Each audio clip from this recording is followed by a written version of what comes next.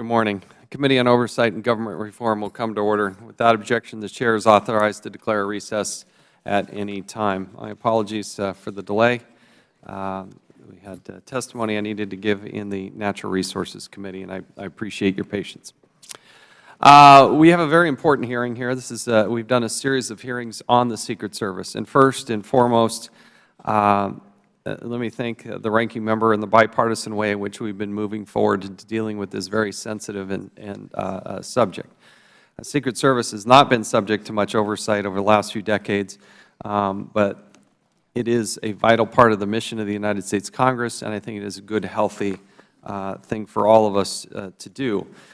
First and foremost, I want to congratulate the Secret Service for going through a very tough, rigorous, long campaign season with an immense amount of travel and work. And by any account, Secret Service has had a good year.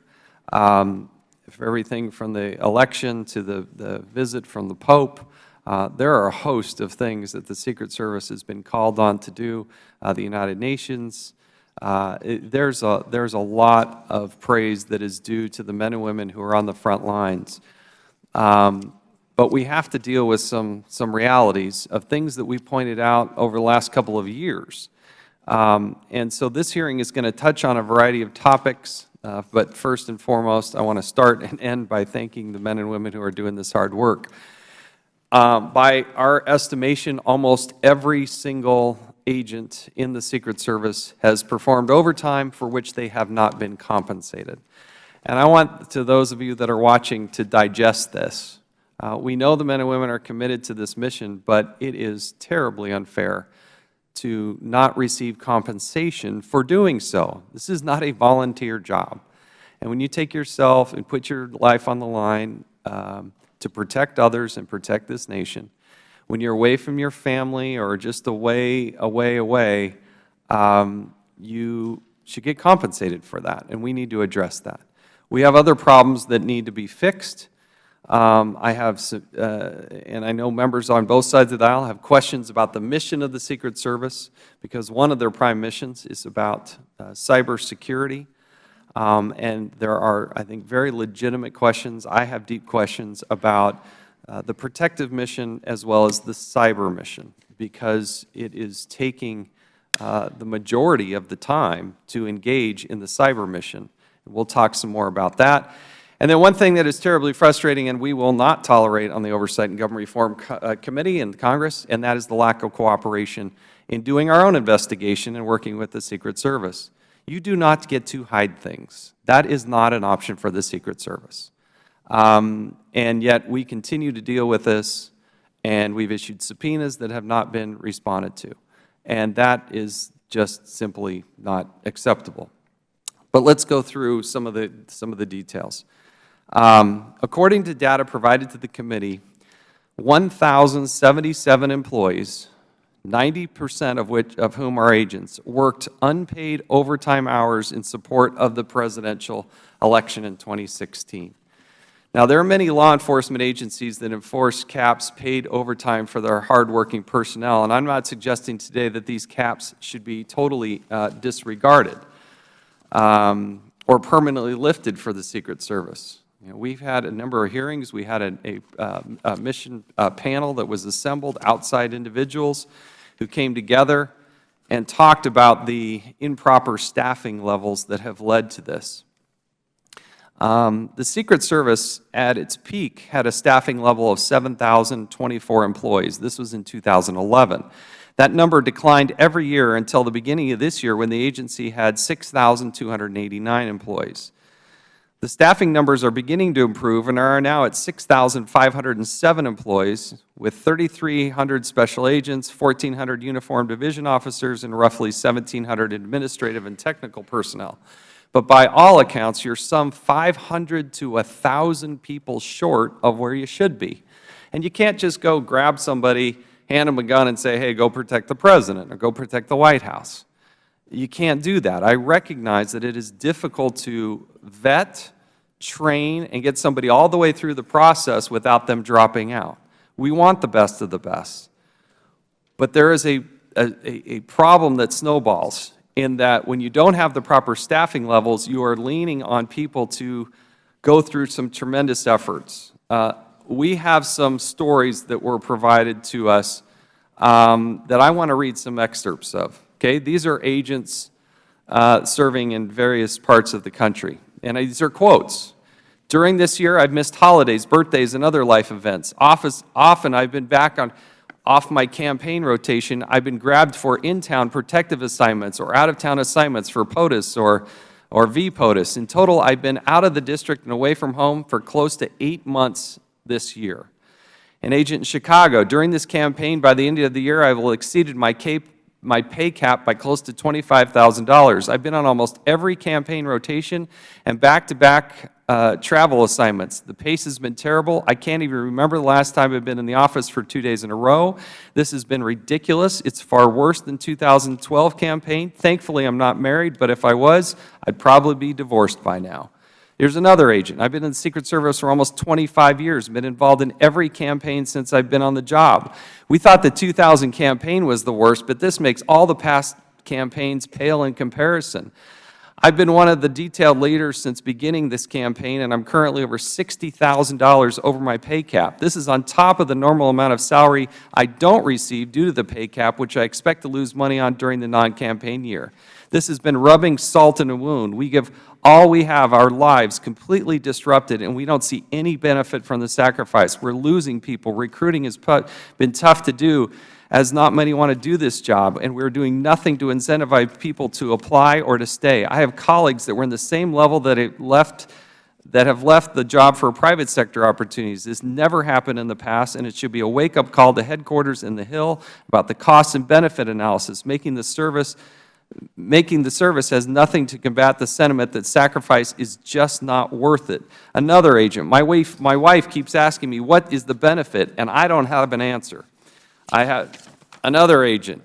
We are busier than ever. Staffing has become rolling people from one assignment to another with no break. We're all at near our pay cap, which adds to the frustration. I've had things in my house I can't fix. I've had to pay someone else to do. I've had increase in my lawn service contract to do things I would normally do. My children don't see me. Another agent, I'm $25,000 over my pay cap. My average work week is 90 hours. I'm away from my family for weeks at a time, missing out on various functions for school-age children. My wife feels as though she's a single mother, and there's no financial benefit. I'm not getting paid. Another agent, every hour of OT worked is not paid. I don't get paid for the work that I do. Another agent, I average 43 days before I get a day off. It goes on and on. My guess is if we sat down with every agent, they got the same story. And that has to change. That's a management problem. That's not an agent in the field's problem. That is a management problem. And one of the things that we see is you can't even tell us how many hours they worked and how much they are doing overtime. Because last time we talked, you didn't even have a system to track this sort of thing. So we have got to solve this. I don't want to create a long-term incentive and say, hey, we're just going to pay this in perpetuity forever. You've got to have the tools to actually solve it. It is dangerous to the president, the vice president, the incoming president, their family, to have somebody who's working a 90-hour week, who's tired, exhausted, and not getting paid. That's not a formula for success, ladies and gentlemen. That has to be solved. The Secret Service has developed and begun implementing a human capital plan that will increase its staffing level to between 8,000 and 9,000 employees by the next presidential election in 2020. So we have 6,500 now, but trying to get to 8,000 to 9,000 people, and we want to hear about how you're going to do this. In the meantime, I do plan to introduce legislation, in fact I did it last night, that will raise the cap for the 2016 election cycle, providing back pay for uncompensated overtime. There is, to the men and women who are watching this, there is relief if we can get this bill passed. And we want to make sure that you get paid for your overtime. I don't know that we can pay for every single hour of every single thing. I don't know that the Secret Service can even track it. But that is what we're trying to do. The Secret Service staffing problems are not caused solely by funding issues. In fact, it should be noted that Congress has enacted more funding than the preceding year every single year in a row with the exception of the year 2006, or since 2006. With one exception, Every year, Secret Service budget has gone up, but the staffing levels have gone down. Now, what does that tell you? It tells you that we're not taking care of the staffing levels that should be there, and that is on the Secret Service itself. Concerns also remain as Secret Service employees are burdened by their increasing non-essential investigative and cyber-related missions that may distract from the core mission of protecting the President and other protectees. If you average it out, and it's not true for every person, but if you take the 60,000 feet and you average it out, agents spend about 1/3 of their time in protection-related activities during non-presidential election years. Protection-related activities increase to about half their time during presidential election times, which begs the question, could we, with the existing force, if they were just doing the protective mission, which is a massive, important mission to the United States, could they cover all of this without having to have 90-hour to 100-hour work weeks? The answer is yes. We think we could actually get there. If the Secret Service focused all of its resources on the protective mission, then the overtime issue before us may not be there at all. I will continue to work with members on both sides of the aisle to figure out how we actually do this. Casting further doubt on the Secret Service maintaining two separate and distinct missions are issues raised by the Inspector General report, critical of the Secret Service's handling of its own information technology systems. The DHS Inspector General, who's here with us today, recently found that the Secret Service's information technology systems, which contain a wealth of extremely sensitive information, are, quote, vulnerable to unauthorized access and disclosure, end quote. A DHS OIG employee who met with our staff referred to the Secret Service IT systems as the worst in all of Homeland Security, and yet they're supposed to be the ones protecting the nation from everything that we do. And a lot of people do a lot of good work, but that mission is growing and expanding, and it's going global. It's already gone global. It went global a long time ago. The employee indicated the audit should have only taken a few days, but it took months because of how unsecure the systems were and because the Secret Service lacked basic information technology security knowledge. The matters are made worse by the troubling culture of mishandling sensitive information. Additionally, when meeting with the Homeland Security and Secret Service officials, we learned the improper access and disclosure of sensitive information was so commonplace that Secret Service employees didn't even know it was against the rules to do so. This is how arcane the Secret Service process is. Applicants must email sensitive background forms that the Secret Service then prints, stores, and then manually re-inputs them into the system. Do you know how many man-hours are wasted on that, doing that in that system? We have asked the Inspector General to investigate. If the Secret Service is committed to reform, then the agency must also be committed to ensuring top leadership is above reproach and worthy of respect from those that they lead. They are one of the most revered law enforcement agencies on the planet, but after we saw Cartagena, Secret Service employees believed there was a double standard for top leadership, that depending on who you knew and what your position was, you could be promoted despite misconduct. It is imperative that this belief be completely wiped clean in order to truly transform the agency. Currently, the Secret Service is refusing to comply with the duly issued subpoena. The documents in question contain serious misconduct at the senior-most levels of the agency. On May 20th, we requested information related to any past misconduct committed or alleged by senior officials at the GS-15 level or above. On September 2nd, given their non-response, we issued a subpoena for those documents. Today, the production is still not complete. We did receive a trove of documents late last night. We shouldn't have to have a hearing to compel that, but the names have been redacted. The names have been redacted. We can't conduct this. We can't look at do our proper oversight with all the redactions. On this one page here, I can show you, there's 22 redactions on one page of duly issued subpoenaed material. The committee understands there are more than 40 officials of roughly a universe of about 300. There are roughly 40 individuals out of 300 at the GS-15 level or above, including a recently promoted assistant director who have misconduct in their personnel record, either alleged or proven. Based on materials the committee has reviewed, the misconduct in question includes transmitting hardcore pornography, on government computers, racially charged messages, visiting strip clubs during working hours using government vehicles, impersonating an FBI agent or a DEA agent, improper relationships within the workforce, domestic violence, and sexist conduct. The committee has long held that senior leaders must be held to the same standard as the rank-and-file employees. The reason this was highlighted is because when given a survey, anonymous survey, the Secret Service employees told us only 22% of the Secret Service employees believe that senior leaders maintain high standards of honesty and integrity. Think about that. More than 79% of Secret Service employees don't believe that senior leaders act honestly and with integrity. Of course we're going to look into this. That's one of the most stunning numbers we've ever seen pop at us on these surveys. And there's a reason why we do these surveys, is so we can highlight this. But we don't know if you've cleaned this up. We don't know if you've helped solve this. And it's not good enough to just say, oh yeah, we're addressing it, when you won't share the information with the committee. There have been some positive reforms. This committee's bipartisan December 15th report and the December 2014 Blue Ribbon Panel report made extensive recommendations for reform.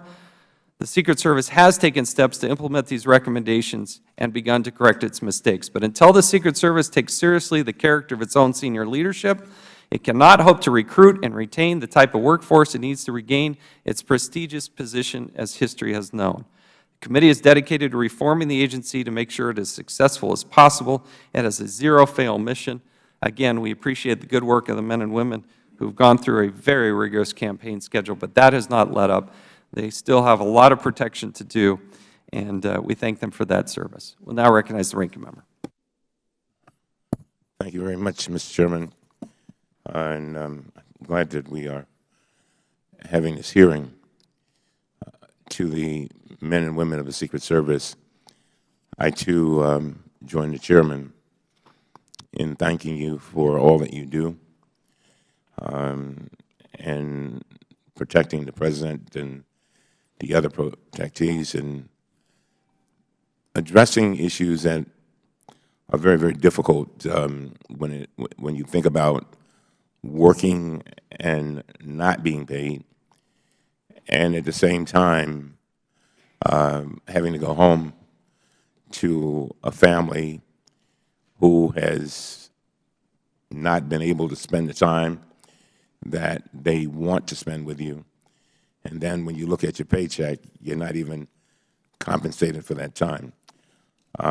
So I join the chairman in with regard to trying to make sure that we retroactively raise the cap so that Secret Service agents and employees might be properly compensated. Since the beginning of this Congress, I've joined with the chairman to conduct a comprehensive investigation of the Secret Service, the good, the bad, and the ugly. Working together, we issued a bipartisan report last year that documented the cultural problems in the agency and detailed specific incidents of abuse by agents who went astray. But we also did something else extremely important. We documented how staffing levels at the Secret Service dropped off a cliff after significant budget cuts were imposed by sequestration.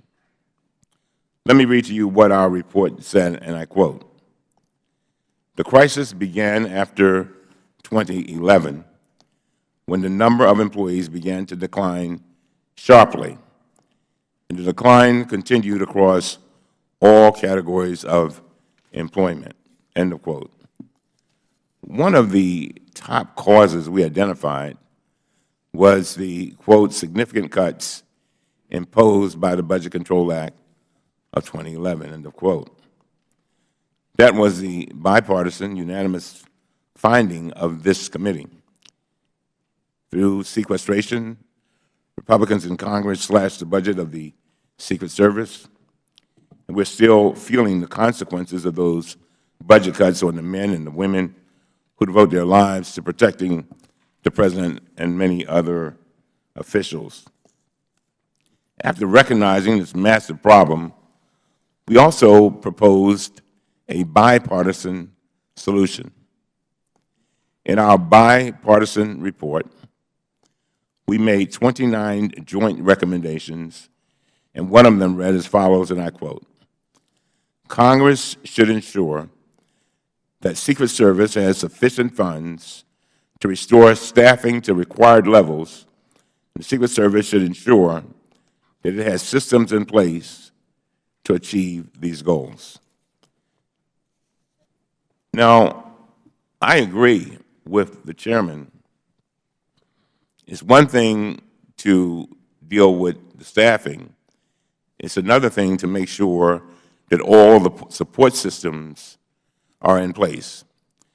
There's been a lot of research done with regard to the Secret Service, a lot of recommendations. But we do have a duty to make sure that the Secret Service is carrying out those recommendations and carrying them out in a timely fashion.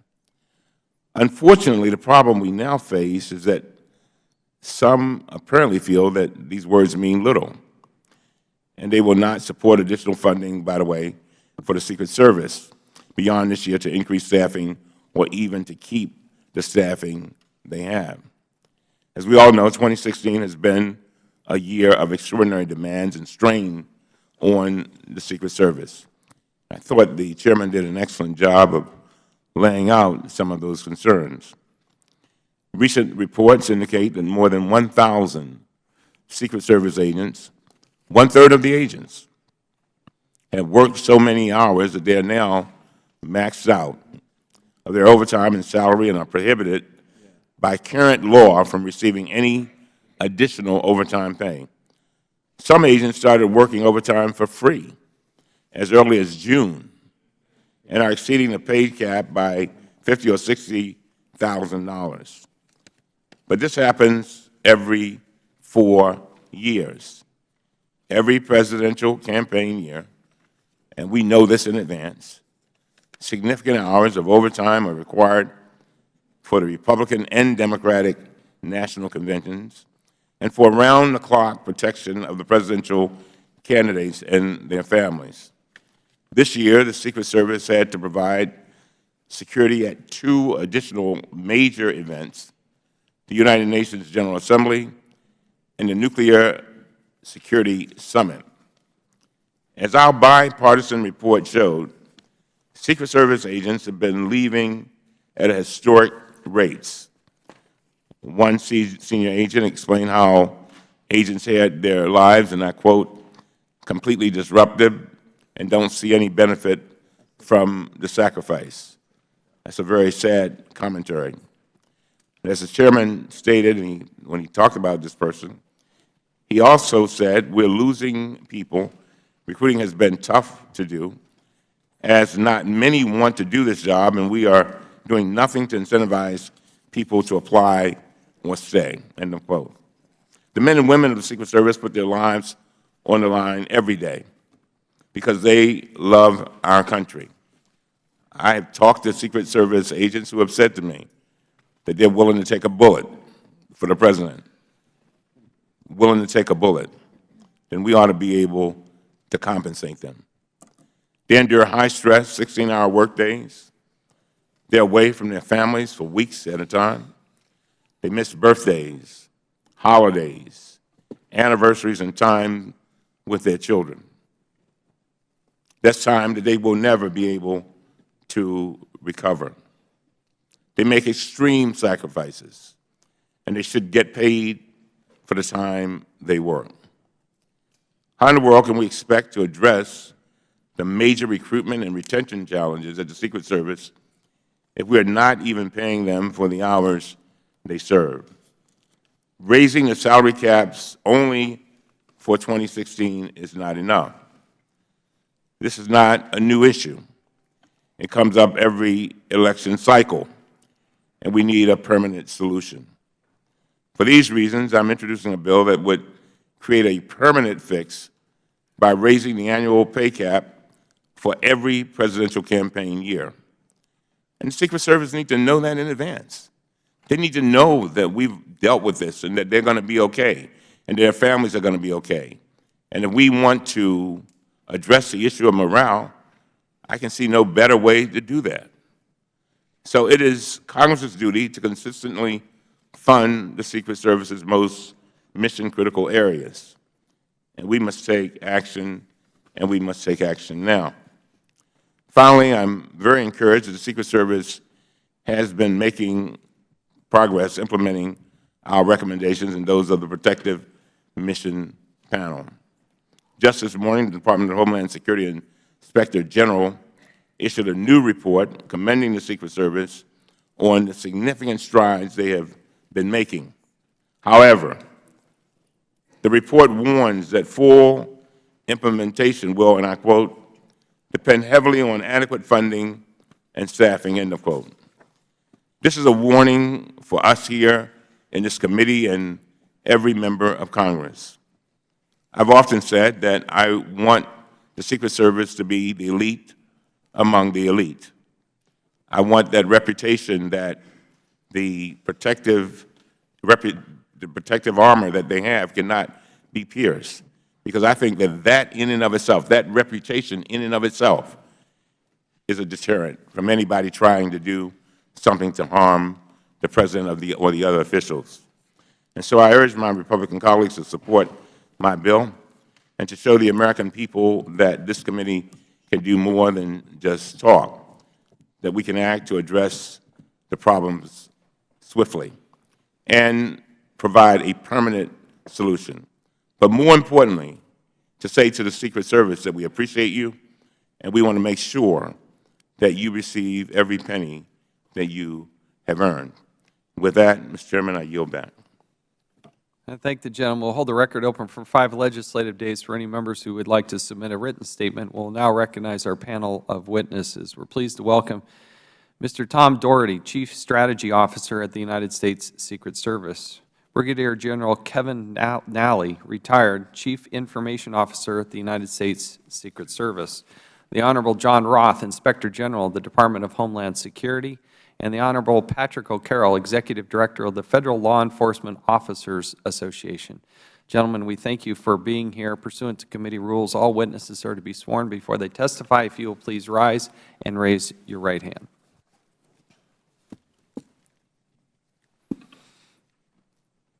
Do you solemnly swear or affirm that the testimony you are about to give will be the truth, the whole truth, and nothing but the truth? Thank you. You may be seated. Let the record reflect that all witnesses answered in the affirmative. In order to allow time for discussion, we would appreciate it if you would limit your oral testimony to 5 minutes. Your entire written record will be made part of the record. Mr. Doherty, you are now recognized for 5 minutes. And please pull that microphone up close and make sure it's on. Thank you very much. Thank you, Chairman Chaffetz, Ranking Member Cummings. I apologize first. I'm under the burden of a cold, so I apologize for a little bit of the voice issue. But let me start. Good morning, Chairman Chaffetz, Ranking Member Cummings, and distinguished members of the committee. I am proud to appear before you today alongside Secret Service's Chief Information Officer and my colleague, Kevin Nally, the recent acquisitions by the Secret Service, to discuss a broad range of ongoing reforms and betterment of the agency. It is our honor to represent the men and women of the Secret Service at the conclusion of the 2016 presidential campaign. Through the exceptional commitment, dedication, and selfless sacrifices of our workforce, the service has successfully performed one of its most important responsibilities to the nation, that of protecting presidential candidates and presidential and vice presidential nominees. 1 week removed from the general election, we continue to look ahead as we prepare for the presidential inaugural and beyond. As with the generations that preceded us, all of us, our more than 6,500 employees demonstrated a level of professionalism and commitment upon which the reputation of our agency has been built historically. I appreciate the opportunity to speak today about these accomplishments as well as the challenges ahead and the efforts that the Director and his staff have undertaken to ensure that the Secret Service is an agency that does continuously improve. The agency began preparation and training for candidate operations in the summer of 2015, a long time ago now it seems, at the direction of the Secretary of the Department of Homeland Security, and after consultation with the Congressional Advisory Committee, initiated protection of candidates in November of 2015. As part of our campaign efforts, we also provided security for 3 presidential debates, as well as 1 vice presidential debate. In the course of this election year, the service coordinated security for over 2,500 candidate trips, during which approximately 4 million people went through magnetometer screening in order to protect the American political process. Protection is a collaborative effort, and we are fortunate to have the support of a number of partners over the past year, particularly. We work with our DHS colleagues at Homeland Security Investigations, that's HSI, Transportation Security Administration, U.S. Customs and Border Protection, as well as state and local public safety agencies throughout the country to ensure protection for these candidates, and we thank them for their critical support. We could not do our job without state and local law enforcement.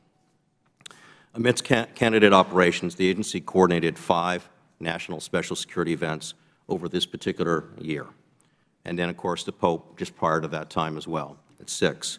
While Federal, state, and local partners from across the government supported these NSSCs as envisioned in presidential directives, I am proud to say that these events also demonstrated a tremendous unity of effort or unity of government effort within the Department.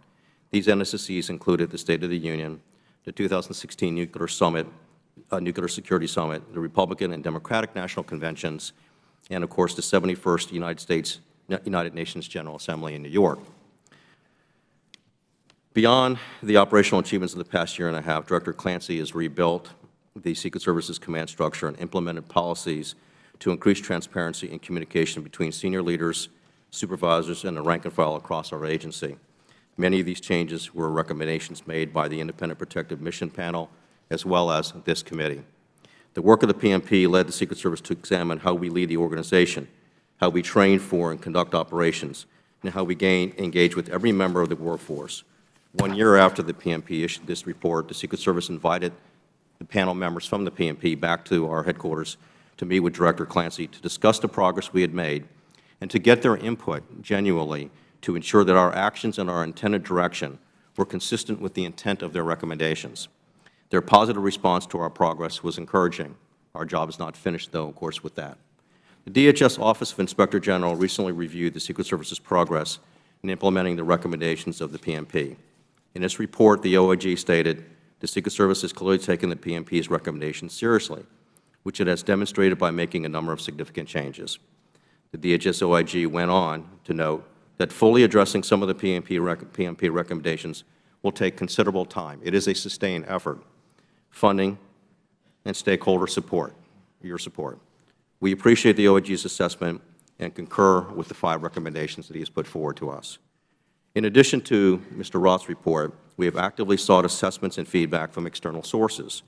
Among them, most recently, as published today, the National Academy of Public Administration, which helped us identify ways to build and complete additional actions related to both the PMP and also the Hogan report. The Secret Service is committed to a sustained long-term effort of continual improvement. During our work to address the PMP recommendations, we have addressed concerns raised in the committee's report, which include changes in Secret Service leadership and the structure of our organization, fundamentally, profoundly, hiring and retaining personnel, and the budgeting of our own mission needs to sustain the operations based on what it costs. With the 2016 presidential campaign behind us, our employees continue to meet the significant requirements of the mission in the face of our ever-changing threat environment. Under Director Clancy's leadership, we will continue to support all of our employees as we build our hiring and retention initiatives, there are many, and fight to provide them with the commensurate compensation for the long hours that they work on behalf of the American people. We've made tremendous strides in fulfilling these. We bring the same focus to the recommendations made by this committee. On behalf of Director Clancy and his executive staff, I would like to thank the men and women of the Secret Service for their hard work and sacrifices this entire year.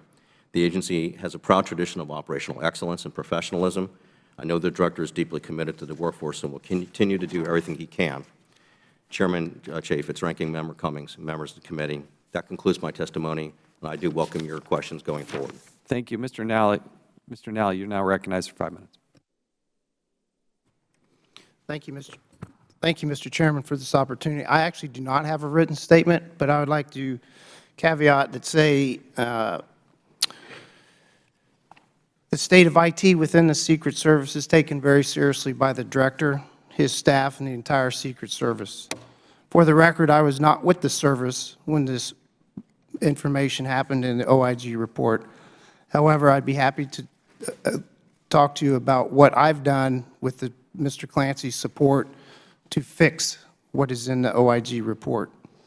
We've made significant organizational improvements in late December 2015, and the successes during each National Special Security event are a testimony to mission accomplishment, our current leadership in place, and our continual progress for system security and a continued focus on supporting a mobile workforce.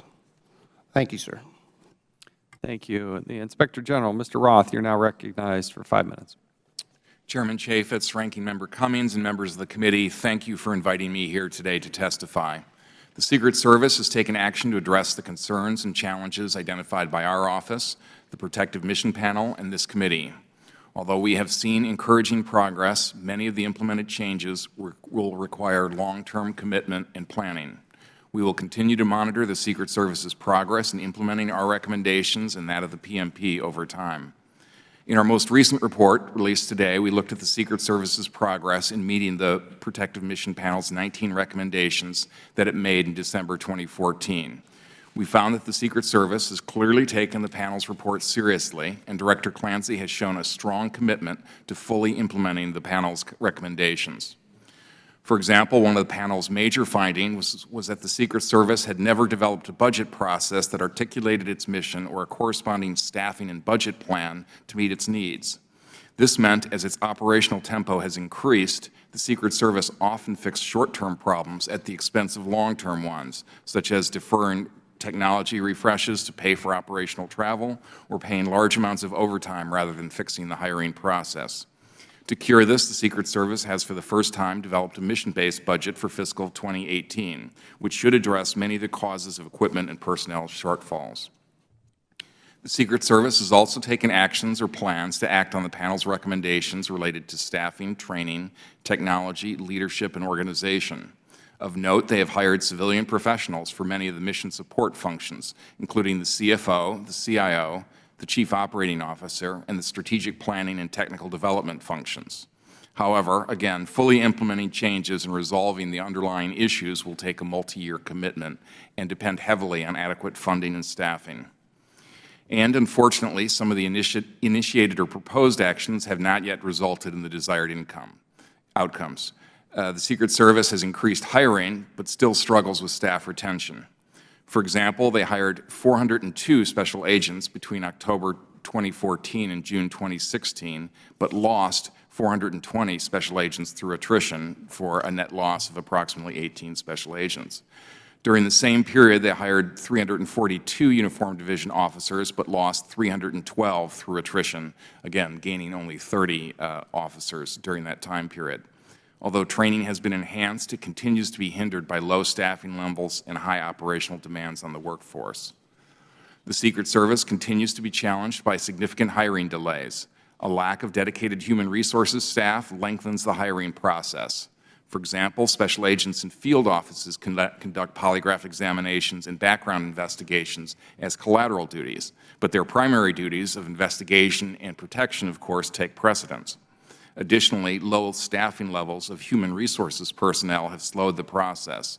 At the end of 2015, for example, almost a third of human resource positions went vacant in the Secret Service. Finally, we took a closer look at the state of the Secret Service's IT program in light of the episode in which agents improperly accessed and distributed Chairman Chaffetz's personal information contained on the Secret Service mainframe known as MCI. We found that the data that was contained within the mainframe was migrated to 5 different data systems. Unfortunately, in a report that we released several weeks ago, none of those systems have adequate protections in place to prevent similar breaches from happening.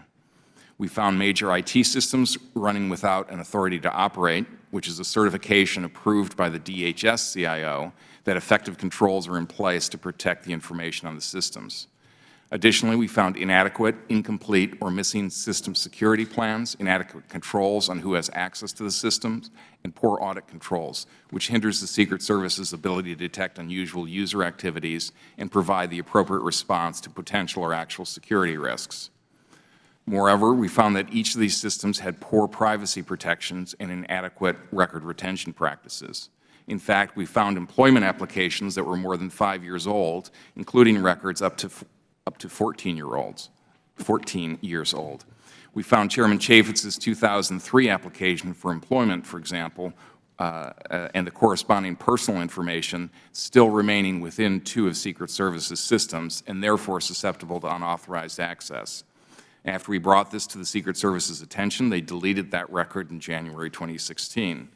However, the Secret Service could not provide assurance that other applicants' records and corresponding personal information had been properly expunged from their systems. We determined that the cause of these issues was that IT management had not been a priority historically. We found that the responsibility for the IT function had been unwisely split into 2 parts, and that the CIO at the time did not have sufficient authority over the data systems, and the Secret Service suffered from significant turnover and staff vacancies. We believe that the Secret Service is moving to correct these deficiencies and will, of course, monitor that progress. This concludes my testimony. I will be happy to answer questions that the committee may have. Thank you, Mr. Roth. We'll now recognize Mr. O'Carroll for 5 minutes. Good morning, Chairman Chaffetz, Ranking Member Cummings, and members of the committee. As the Chairman noted in his opening, one of our Secret Service members told us that he participated in every campaign rotation this year. In May, he approached the pay cap. At year-end, he will have exceeded the pay cap by around $30,000. He has missed holidays, birthdays, and other life events. He has been away from home for almost 8 months, and while off campaign rotations, he is often away participating on presidential and vice presidential protective assignments. Another member told us that he worked more overtime hours in April and September than regular work hours. Lastly, an agent told us that if the candidate wins, he will approach being $40,000 over the cap. His average work week is 90 hours, he is away from his family for weeks at a time, and misses out on various functions of his school-aged children. His wife feels as though she is a single mother, and there is no financial benefit to his being away. The burden is actually greater since they have to spend more money on child care since he can't help out. On behalf of the membership of the Federal Law Enforcement Officers Association, thank you for the opportunity to appear here before you today. FLEOA is the largest nonpartisan, nonprofit professional association exclusively representing more than 26,000 active and retired Federal law enforcement officers across 65 different agencies. I would like to discuss in my testimony today the challenge faced by U.S. Secret Service special agents who have worked hundreds of hours of uncompensated overtime during the course of the 2016 campaign season.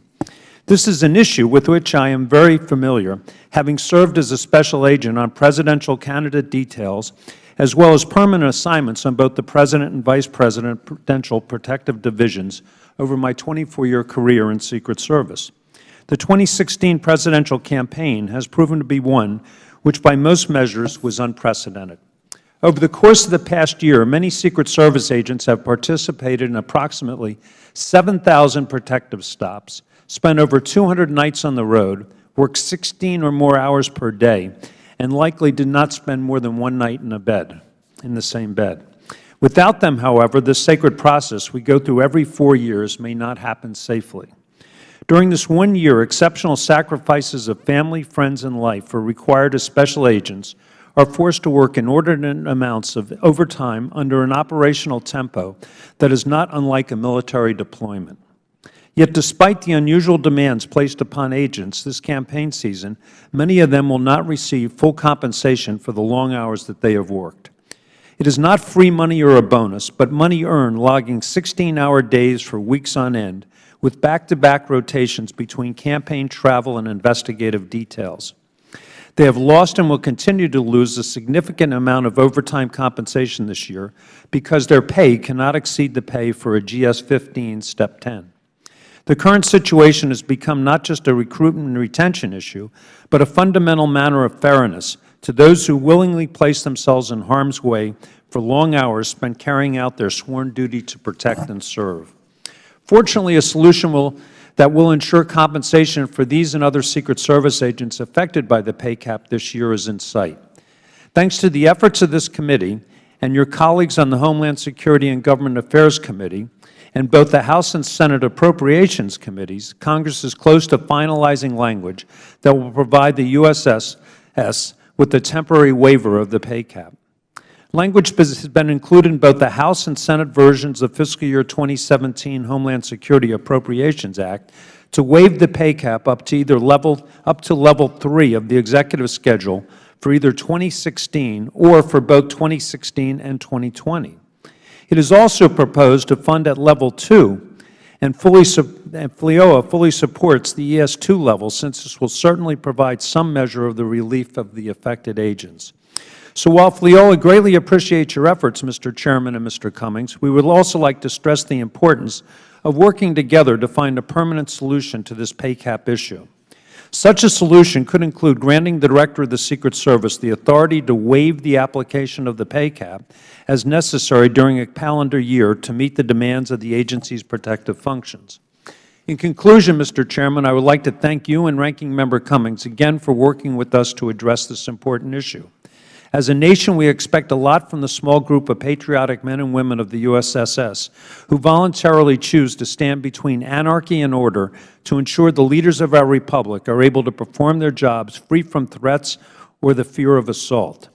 At its core, it is a fundamental matter of fairness to ensure that these individuals are fully compensated for the duties they perform on a daily basis, and we greatly appreciate your efforts to do just that. Thank you again for the opportunity to appear today, and I would be happy to answer any questions. Thank you. We'll now recognize the gentleman from Tennessee, Mr. Duncan, for 5 minutes. Thank you, Mr. Chairman. Mr. Dougherty, your agency reported a total staff of 6,507 at the end of fiscal year 2016. That was up from 6,289 at the beginning of the fiscal year. So there's actually been an increase in employment over the past fiscal year. But I'm told that the service also uses contract employees, but the staff doesn't seem to know exactly how many contract employees you have. So can you give me some rough idea about how much work is being done with contract employees, and has that number also gone up in this past fiscal year? Thank you, Mr. Duncan, for that question. So I can go right to the heart of it, and that is that we're doing everything we can in which to up the tempo for hiring. And in particular, we have, in fact, added substantial numbers of contractors, both on the talent acquisition division group, which basically hires people at the beginning of the process. That's roughly about 24 individuals, if I recall correctly the number, and that's basically on a two-time basis, sort of in terms of sort of schedules. And in addition, on the security side, we've actually added substantially another 20-plus contractors to sort of upgrade the tempo. That reflects several man-hours of effort for contractor support in which to sort of up the tempo on that. I might add to that, then, that, in fiscal year 16, we literally hired 327 special agents, 309 uniformed division officers, and 194 professional people. So 830 individuals in 1 year. If we continue to go forward on the pace that we're doing, we will hire 1,666 individuals over the next 2 fiscal years, this fiscal year and next. We are, in fact, ramping up and really trying to increase the pace. And that effectively is helping. 1,600 over and above the 6,500 plus that you have now. That adds to the ultimate bottom line numbers, of course. Okay. You always have to factor attrition into that, and that is always an issue for us. But ultimately, we are attempting to try to really increase the pace. All right, let me ask you this. The committee issued this report that's already been mentioned at the end of last year, and it says the Secret Service has failed to make clear that protection is its ultimate priority. And I understand that ordinarily about a third of the time is being spent on protection-related activities, but that ramped up to 44% during the election. But we've seen many hateful, very hateful demonstrations against the President-elect Trump just in the last few days, several places around the country. What do you think that are you going to ramp up your protection? Are you going to give President-elect Trump more protection than you would ordinarily do, or what's your thoughts on that? Well, first, of course, protection is the priority mission of the United States Secret Service. I don't think there's any doubt about it. Director Clancy has said that. Apologize. That protection is the priority mission of the Secret Service. Director Clancy has said that. With respect to what the inaugural and all the other things, procedures or methods related to protecting the new administration, obviously we will continue to use the model that's been very successful at going forward to providing protection to the President. And I think the same thing sort of applies to this President-elect as it does for the previous President. The committee has a report that says the IT systems at the Secret Service are described as the worst at DHS, and that managers, quote, managers cannot even explain basic IT principles, and that department officials have said that there's a culture of mishandling of secure information. And of course, we have that report of the contract advance person at the White House that whose Gmail account was hacked with all sorts of secure information. What's the latest on that? Do you think? Do you still believe that that's accurate? That the IT systems at the Secret Service are the worst in the whole department? So let's just answer that first for my colleague in the sense of that. I mean, introduce Kevin Alley. Right. One of the principal structurally important, profound things that we did in the Secret Service, and I think this is an important decision made by Director Clancy, is to bring in a professional who was not an agent to effectively run our IT systems in the Secret Service. Mr. Alley can actually clearly address the issues regarding the technology part of this. Thank you, sir. I'll break it up in a couple parts. First, one, is it a cultural issue? No, it's not a cultural issue. The individuals that did get out of place, do wrong things, is roughly 0.7% of the population of the Secret Service, so it's not a cultural thing. We now have procedures in place to check for that. We have people understand the ramifications of their actions in that regard, and plus we have training and education on PII and sensitive types of information. Number two is, in the OIG report dated October 7th, 2016, released October 14th, 2016, 7 of those recommendations are mine. 6 of those have been closed. 6 of them. 6 of them were closed prior to the report being released. The one that's going to be continual ongoing is a continual type of education and training for my information system security officers, cybersecurity professionals, and those that have access to the network in terms of cybersecurity awareness, phishing type drills, et cetera, et cetera. When I arrived here in November 16, 2015, I saw a need for a complete reorganization of the Information Resources Management Division that was under another Assistant Director to the Office of the CIO. And I want to stress, too, that this is how Mr. Clancy sees IT. He knows it's very, very important to the Secret Service mission, and I have had his full support in this. I now have a complete accounting of all IT spending in the Secret Service. I'm the only CIO in the Secret Service, and I'm the only designated approving authority for those systems that we operate in the Secret Service. And all this has been rectified. And again, I'm the only CIO, I'm the only DAA, and I have direct oversight on all IT spending. Additionally, 3 in the OIG report dated October 7, 2016, 3 of the 4 systems in that report now have ATOs. The 4th one is human capital, which I gave a target date of December 31, 2016, and we're on track to meet that. Thank you. Thank you, Mr. Chairman. Thank you. We'll now recognize the gentlewoman from the District of Columbia, Ms. Norton. Thank you, Mr. Chairman, and I appreciate that you've held this hearing. It comes at a timely moment. I want to say to our witnesses how much we appreciate your service to our country. You've come before us when we've had a number of complaints. I don't think that is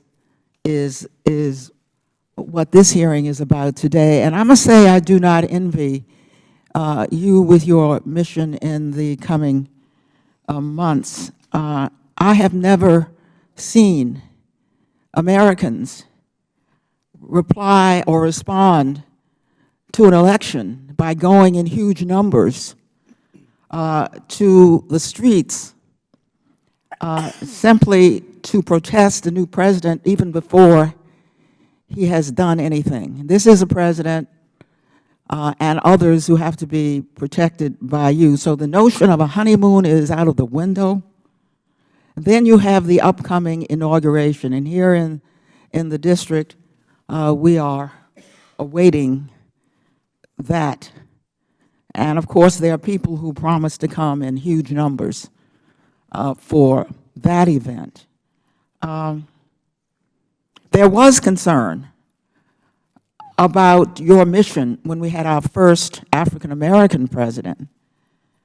Some have expressed even greater concern today, given the divisions in the country. I am very pleased that this committee issued a bipartisan report that used very strong language, particularly strong language when it comes to staffing, but it was bipartisan language in December of last year, where the committee, this committee, found, and here I am quoting, a staffing crisis that poses perhaps the greatest threat to the agency. Now that, of course, was before all of what I have just described.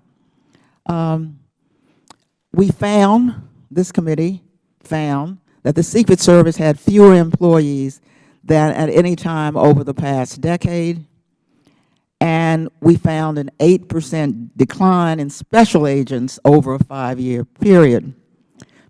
Then in August, this committee sent a letter to you, to the Secret Service, requesting quarterly staffing updates, and last week you responded. Mr. Doherty, if I understand your response, there was a net increase of 84 special agents during FY 2016. That's about a 3% increase. Is that correct? Yes, ma'am. Generally, that's the number, roughly. Now, that certainly is important to note. The number is still significantly below the number of special agents before the so-called sequester. Isn't that correct? The series of events that occurred for the service from 2011 on really contributed significantly to the service effectively sort of bleeding off individuals. Series of events, by which you mean what? What I say is that we had a funding deficit already going into 2012. Yes, 2013. then the sequester and other. And it was exacerbated by a variety of other events. It was But here's my concern. a perfect storm. It looks like you did, in fact, hire a number of agents. The figure I have is 281 special agents in 2016, and yet there was only a net increase of 84. What happened to the nearly 200 agents? I'm concerned with your hiring them, you're not keeping them, or somebody's leaving. Who's leaving and why? So we're hiring at historic rates, and we also have an attrition issue, which we're attempting to try to address as well. And so it's And you ascribe that attrition issue to what? And are they older agents, people ready to retire? Are they the new agents who are coming in who are not retained? Who are they? It's a series of issues, Congresswoman Norton. You go through waves where you hire at certain times at high levels, and those people will effectively leave at generally at the same time. But we also, too, just simply have a really tough mission, and ultimately we're. Is it what Mr. O'Carroll spoke of, the working conditions that have developed? If there are too few agents, some agents are doing 2 or 3 jobs rather than 1 job? Absolutely. That's one of the many issues that we are addressing. Yes, ma'am. Thank you very much, Mr. Chairman. I thank the gentlewoman. Now recognize the gentleman from South Carolina, Mr. Gowdy, for 5 minutes. Thank you, Mr. Chairman. Mr. O'Carroll, I don't know if this is a memo or if this was a press release from FLIOA. I'm going to read part of it, and then that'll give us some context to have a conversation. Unfortunately, we have seen some in Congress act as if they were part of the media. I want to just stop right there and say of all the criticisms that members of Congress have gotten in the 6 years I've been here, that one hurts the most. Instead of introducing bills that could help our agency, they'd rather go for the 30-second soundbite that tarnishes the reputation of the agency and work ethic of its personnel.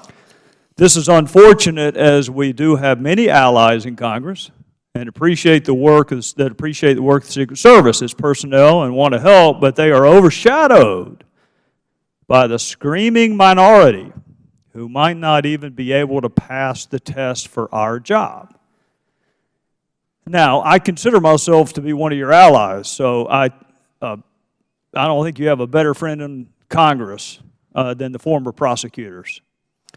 But I am wondering what members of Congress you were referring to that would rather pursue a 30-second soundbite than help the agency. Well, Representative Gowdy, I guess first and foremost, that isn't my quote. It was a quote of a representative from the Secret Service who is a member of my association, and it came out on our letterhead. So yes, our concern on this thing is and we've been dealing with your committee, in fact with you, with the chairman, and expressing our concerns that this is a budget issue that needs to be going from the authorizers to the appropriators, and asking the appropriators to, to add the money that will help with the pay cap on this thing. And I got to admit, sir, you just made your case without talking about any member of Congress who is more interested in a 30-second soundbite than they are helping the agency. You just did it, which makes me wonder why this memo didn't do it. Are there members in particular? I actually don't think I've ever been on television talking about the Secret Service, so I don't think you're talking about me. Who are you talking about? in this case, as I said, Mr. Gowdy, I didn't write that one, so I'm not too sure specifically which member was being talked about. But it came out on FLIOA letterhead. Yes, sir. Right? Yep. And I'm assuming you don't let people send things out on your letterhead that don't at least have some imprimatur of your support. Well, Mr. Gowdy, what I can do on that one is I can go back to the author of it and find out which member he was speaking about specifically. But I got to tell you, this is a can that's been kicked down the road for years and years in terms of this overtime issue. Right, I get that. There's a lot to blame. But because I am an ally, sometimes allies also need to offer some words of correction. That paragraph ended by saying, overshadowed by the screaming minority who might not even be able to pass the test for our job. Can you see how that might have gotten my attention, the way that that would be phrased, might not be able to pass the test for our job? That's a curious line to put in a memo, isn't it? Yes, sir. Except it's not curious. You and I know exactly what that author was talking about, don't we? I could guess at it, yes. Guess. It'd be some members of this committee. Such as whom? I have no idea. How about the one whose personnel file was accessed? Could it be that one? I would say that there hasn't been very good treatment of that application over the years, which is one of the reasons why we're here, and maybe that was a subliminal reference to it. I don't know. Well, it's actually not subliminal. It could not be more clear. There's nothing subliminal about it. It just flat out says who could not pass our test for our job. And it was a general statement on it, not specific, sir. Well, Mr. O'Carroll, you can't run a license tag because you happen to think the driver is cute. You can't run an NCIC background check because your kids might be hanging out with some bad characters. And you can't access the personnel files of members of Congress that you happen to not like at that particular point. You would agree with me there, wouldn't you? Reprehensible, and I agree with you. All right, well, it's reprehensible. Mr. Inspector General, what happened to him? My understanding is that there was discipline that was imposed by the department. I don't have those details because I was not involved in the discipline process. Well, when you say discipline, give me the range of discipline that could be possible. Well, I think the range of discipline could be anywhere from termination. Was anybody terminated? My understanding is no. Was anybody given time off, My understanding was yes. people with or without pay? given time off without pay that was not suspended. There was a number of individuals who were received time off, and that was suspended, but there were others who actually did get time off. How pervasive was the breach? Well, our report said that it was approximately 40-some people, only of which 3 had, or 4, I can't remember off the top of my head. Is there any ambiguity on whether or not it's a good idea to access anyone, member of Congress or otherwise's application or personnel file to use for retributive purposes? No. Is there any ambiguity about whether or not that's a good idea? It is not. Can you let me know what discipline was meted out? There's no one in Congress that holds law enforcement in higher esteem than I do. No one. But we choose to go into that line of work, and the rules apply even to us. And I think accessing programs that the public does not have access to try to embarrass your critics, to use Mr. O'Carroll's word, is reprehensible. So I'd like to know what punishment was meted out. Very well. Thank you. With that, I would yield back. Thank the gentleman. Well, I recognize the ranking member, Mr. Cummings.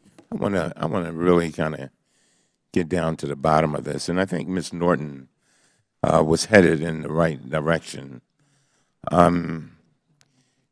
If we are hiring agents and they're leaving almost as fast as we're hiring them, gentlemen, we need to figure out why we're losing so many so quickly, and whether that has anything to do, Mr. Roth, with the infrastructure inside the Secret Service. But before I get to that, I want to ask you, Mr. Doherty, what are you all telling the agents about their salaries, and how do you keep their morale? What do you say to them? Did you say that you were coming up here with the urgency of now to try to help them get adequate pay? I'm just curious. I think that's one of the things, Mr. Cummings, that we are attempting to try to do differently and better is simply communicate to the populations in a different way. Director Clancy sends out videos to the population all the time about what we're trying to do to change the overall culture and the overall. Did you say to them that you're trying? Because I got to tell you, going back to some of the things Mr. Gowdy said, you've got a lot of allies up here. So we're trying to figure out. So do you tell them you're going to go and try to fight to make sure they get their overtime?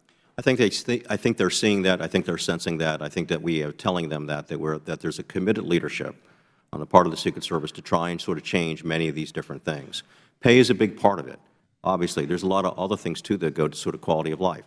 We did a work-life assessment with that third party as well to basically sort of open up ourselves, try and get an idea as to how to be able to approach those things. So structurally, there's so many changes taking place in the Secret Service right now. I feel confident and enthusiastic about a lot of the things that are going on. I'm also enthusiastic about the fact that we're talking about the proposed legislation, which I think does in fact address a very important issue that's been a chronic one and a recurring one for the Secret Service over the years. Well, I don't, Mr. Roth, you got to help me on this one. I swear, I don't want to be going in circles on this. And, you know, I looked at some of the things that you've said, and you said it several times in your testimony. You talk about requiring multi-year commitment and depend heavily on adequate funding and staffing. There's two parts to that. So can you tell us what we need to do, first of all, to help the Secret Service not have this bucket that is as fast as we pour agents in, we lose them out? I mean, I think that's what we got to get. That's the bottom line. And I think that's where the chairman is. We're trying to figure out how do we be most effective and efficient. So can you help us? I mean, tell us what they are doing wrong. Tell us if they should be moving faster. This long-term commitment, what does that mean? You know, we need to know, because I think that would help guide us as to what we do. I mean, these are systemic problems that have accumulated over years. So, for example, with the hiring situation, for example, you have Secret Service agents who do protection and do investigations, but also as a collateral duty, they have to do the background investigations of applicants that are coming in. They have to do the polygraph investigations of the folks that are coming in. That is a hugely inefficient process. It creates a bottleneck for the Secret Service. So the time to hire numbers for the Secret Service are very, very long. For a special agent, it's often in excess of a year. To be able to sort of modernize their systems, their personnel systems, having a third of their HR personnel slots vacant. In other words, they simply don't have the personnel to be able to hire at the kind of tempo that And why? Let's stop right there. Sure. Why is that? Because that's very significant. If you don't have the hiring component, and you got missing people there, vacancies there, so what's stopping them from having those people? Is this a thing of musical chairs with regard to the budget, or what? I mean, what's... I think it's a chicken and egg problem, because they don't have enough personnel to sort of ramp up the kinds of efforts that they need to get more personnel. There are things that they are doing, for example, with their IT system for how it is that they process applications. They're having to modernize that. As the Chairman talked about before, right now they have a fairly antiquated system where people email PDF copies of their background investigation form, which then gets printed out, physically reviewed, and then re-entered in. There's just enormous inefficiencies in the system that have grown up over time. So I think what the Secret Service is attempting to do is professionalize what it is that they do. But, for example, changing an IT system within the government takes years, and there's no really getting around that. By the time you get your requirements together, by the time you do the acquisition, by the time you develop the process that you need, it will be years from now before they will have an effective IT system. The problem is that in the meantime, as Ms. Norton said so eloquently, we have a president-elect who we want to, I mean, he's coming under a lot of, I know that's going to put a lot of pressure on the Secret Service, because you see what's happening in the streets. We want to make sure that he is properly protected. So all the time that you're talking about it's going to take, how do we speed that process up and not subject him and his family and others to less than adequate protection, and at the same time, properly compensate the men and women of the Secret Service, and so that we don't have a further erosion of morale? I mean, I think that those are the questions that are the bottom line and should be the bottom line for this entire hearing. So, and then I'm almost finished, Mr. Chairman. So, Mr. Nally, Mr. Roth, you can keep your mic on. Keep your mic on. Mr. Nally, you've heard what Mr. Roth said and Mr. Doherty. How do we do that? Again, we're losing people. He just said that we've got some things that we need to fix. Talk about the HR department. We want to know. We want to know what you're going to do to make the elite, help make the elite, and be able to staff up, because we can pass all the money that's out here. But if we don't have the mechanisms to hire the people, and morale is being damaged, I mean, and you know that's a problem. So help me, talk to me. Ranking Member, if I can add to that, I think that we have in fact put most of the mechanisms, refreshed, modernized mechanisms. Let me sort of go through a couple of them. First of all, we changed our hiring system completely from 2013 through 2014 and 15 now. It's a completely different hiring system right now. We have ELACs, basically where we go and have people come to a single place. We have now committed to, the Director's committed to hiring a new professional civilian Chief Human Capital Officer. We completely restructured our entire hiring process and also our human capital structure, and effectively now have a national recruitment strategy. Now, So I'd say that the numbers that I gave you, over the next 2 years, we will have hired a third of our entire agency over again. It's not about the numbers. We are doing everything we can to bring in people. Now, the campaign will subside. We will get back to sort of a cadence where I think people start to kind of settle, and I think that retention levels that we're experiencing right now, which are historic, are going to sort of calm down. We do believe that we're going to get to a place where next year we're going to be at 6,805 individuals, and then the next year, finally, additional individuals. We are moving towards that. And remember, 6,805 is substantially over where we've been, and it's moving rapidly towards the direction of 7,025, where we were in 2012. Mr. Roth, I just want, my time has expired, but I'm wondering, can you comment on what he just said? Well, I certainly think that the building blocks are in place, that they have professionalized their staff. For example, a CFO who is a professional CFO, a CIO, a chief operating officer, now a chief human capital officer. All those were recommendations of the PMP that they thought were necessary to get the basic building blocks of management fundamentals down, as opposed to having agents come through on 3-year rotations to try to be the CIO. But time is going to tell whether or not this is sufficient. Right now they are caught, I think, in a vicious cycle. That is, with the increased tempo means that there's going to be increased attrition, and then increased attrition means that the work tempo for everybody else who's left increases. So perhaps Mr. Doherty's right that they will be able to break that cycle at the conclusion of this election events. And we will simply monitor it and see. Thank you, Mr. Chairman. Thank you. Now I recognize the gentleman from North Carolina, Mr. Meadows, for 5 minutes. Thank you, Mr. Chairman. Thank each of you for your testimony. And I want to start off by saying that I've enjoyed a good relationship with Director Clancy and his leadership.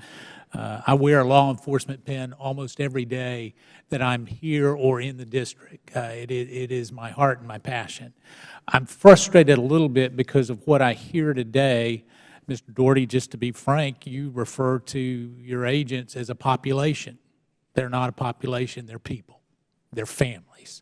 And I've had the pleasure of being able to work alongside them in North Carolina, where we got to see a lot of the people that have been away from their families for a very long time, not just with the Secret Service, but with the Department of Homeland Security as well. And so when we look at the strains, I'm all about making sure that they get compensated properly and that we don't have this systemic problem. But here's my concern, Mr. Doherty. I continue to hear from agents who say that the systemic problem within the service is not about the systems, it's not about the computer systems, it's about the 8th floor.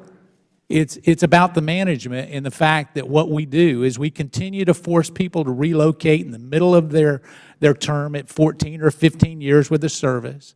We continue to upend them. And when are we going to fix that problem? Because you talk about bad morale. You move somebody from California to Washington, D.C. because it's the way that you do business. It is time, and your counselor there behind you knows that this is not our first rodeo together.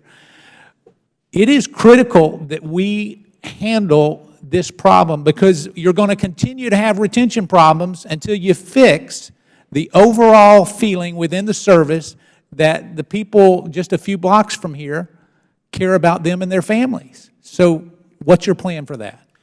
Well, first of all, thank you, Congressman Meadows, for the comment about law enforcement. I do very much appreciate that.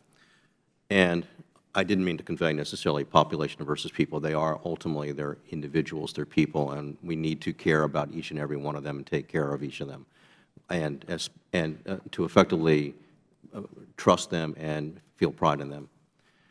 I think that this is the one area that I think that if we're really doing well, I think it's this area. We have unloaded ourselves in terms of really asking for people outside the agency to come in and focus group our people and ask them the very issues that you're raising.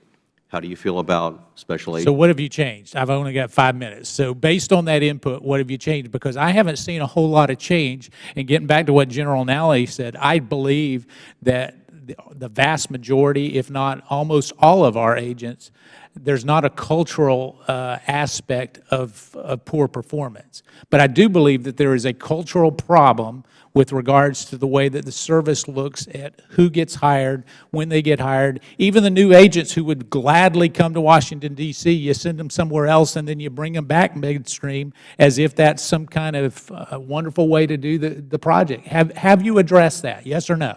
Yes, sir, I believe we have. Let me just raise just a couple of points here. So when I start getting phone calls, and they call me directly, when I start getting phone calls, I'm not going to have to come back and ask you to clarify your sworn testimony today. You've addressed that. They asked us to change the Special Agent Relocation Committee. We did that. They asked us to change the way that there's requests basically for exceptional circumstances. We changed that. They asked us for a new Special Agent promotion process. We changed that. They asked us for a new Special Agent career progress or career. So why do you have the retention problem then? I think basically there's. Because it isn't money. I think. I can tell you. It is. Money is a motivator for 6 weeks. Now, getting them properly paid and overtime, that is an issue. But the other issue that's systemically within the service has nothing to do with the amount of money. It has to do with the culture that is there. And I've heard from too many agents to know that that's not the case.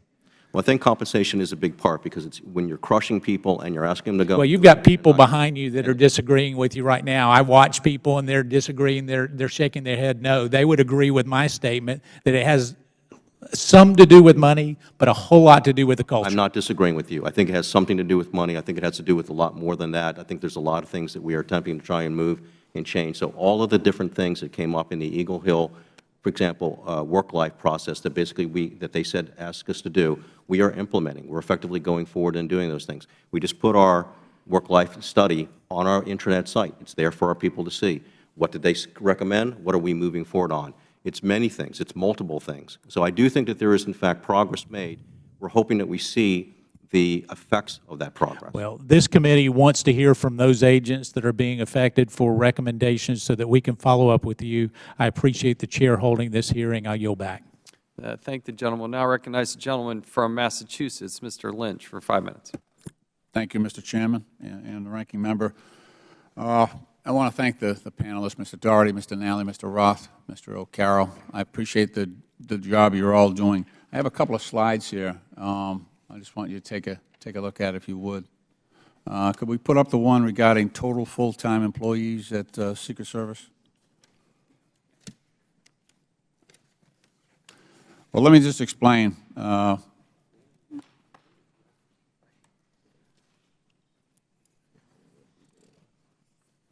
I'll wait for the slide.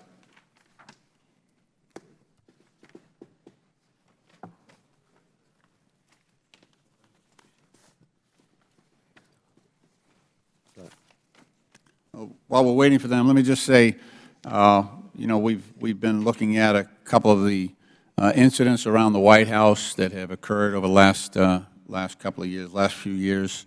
You know, people breaching the perimeter. One fellow running through the White House down into the green room.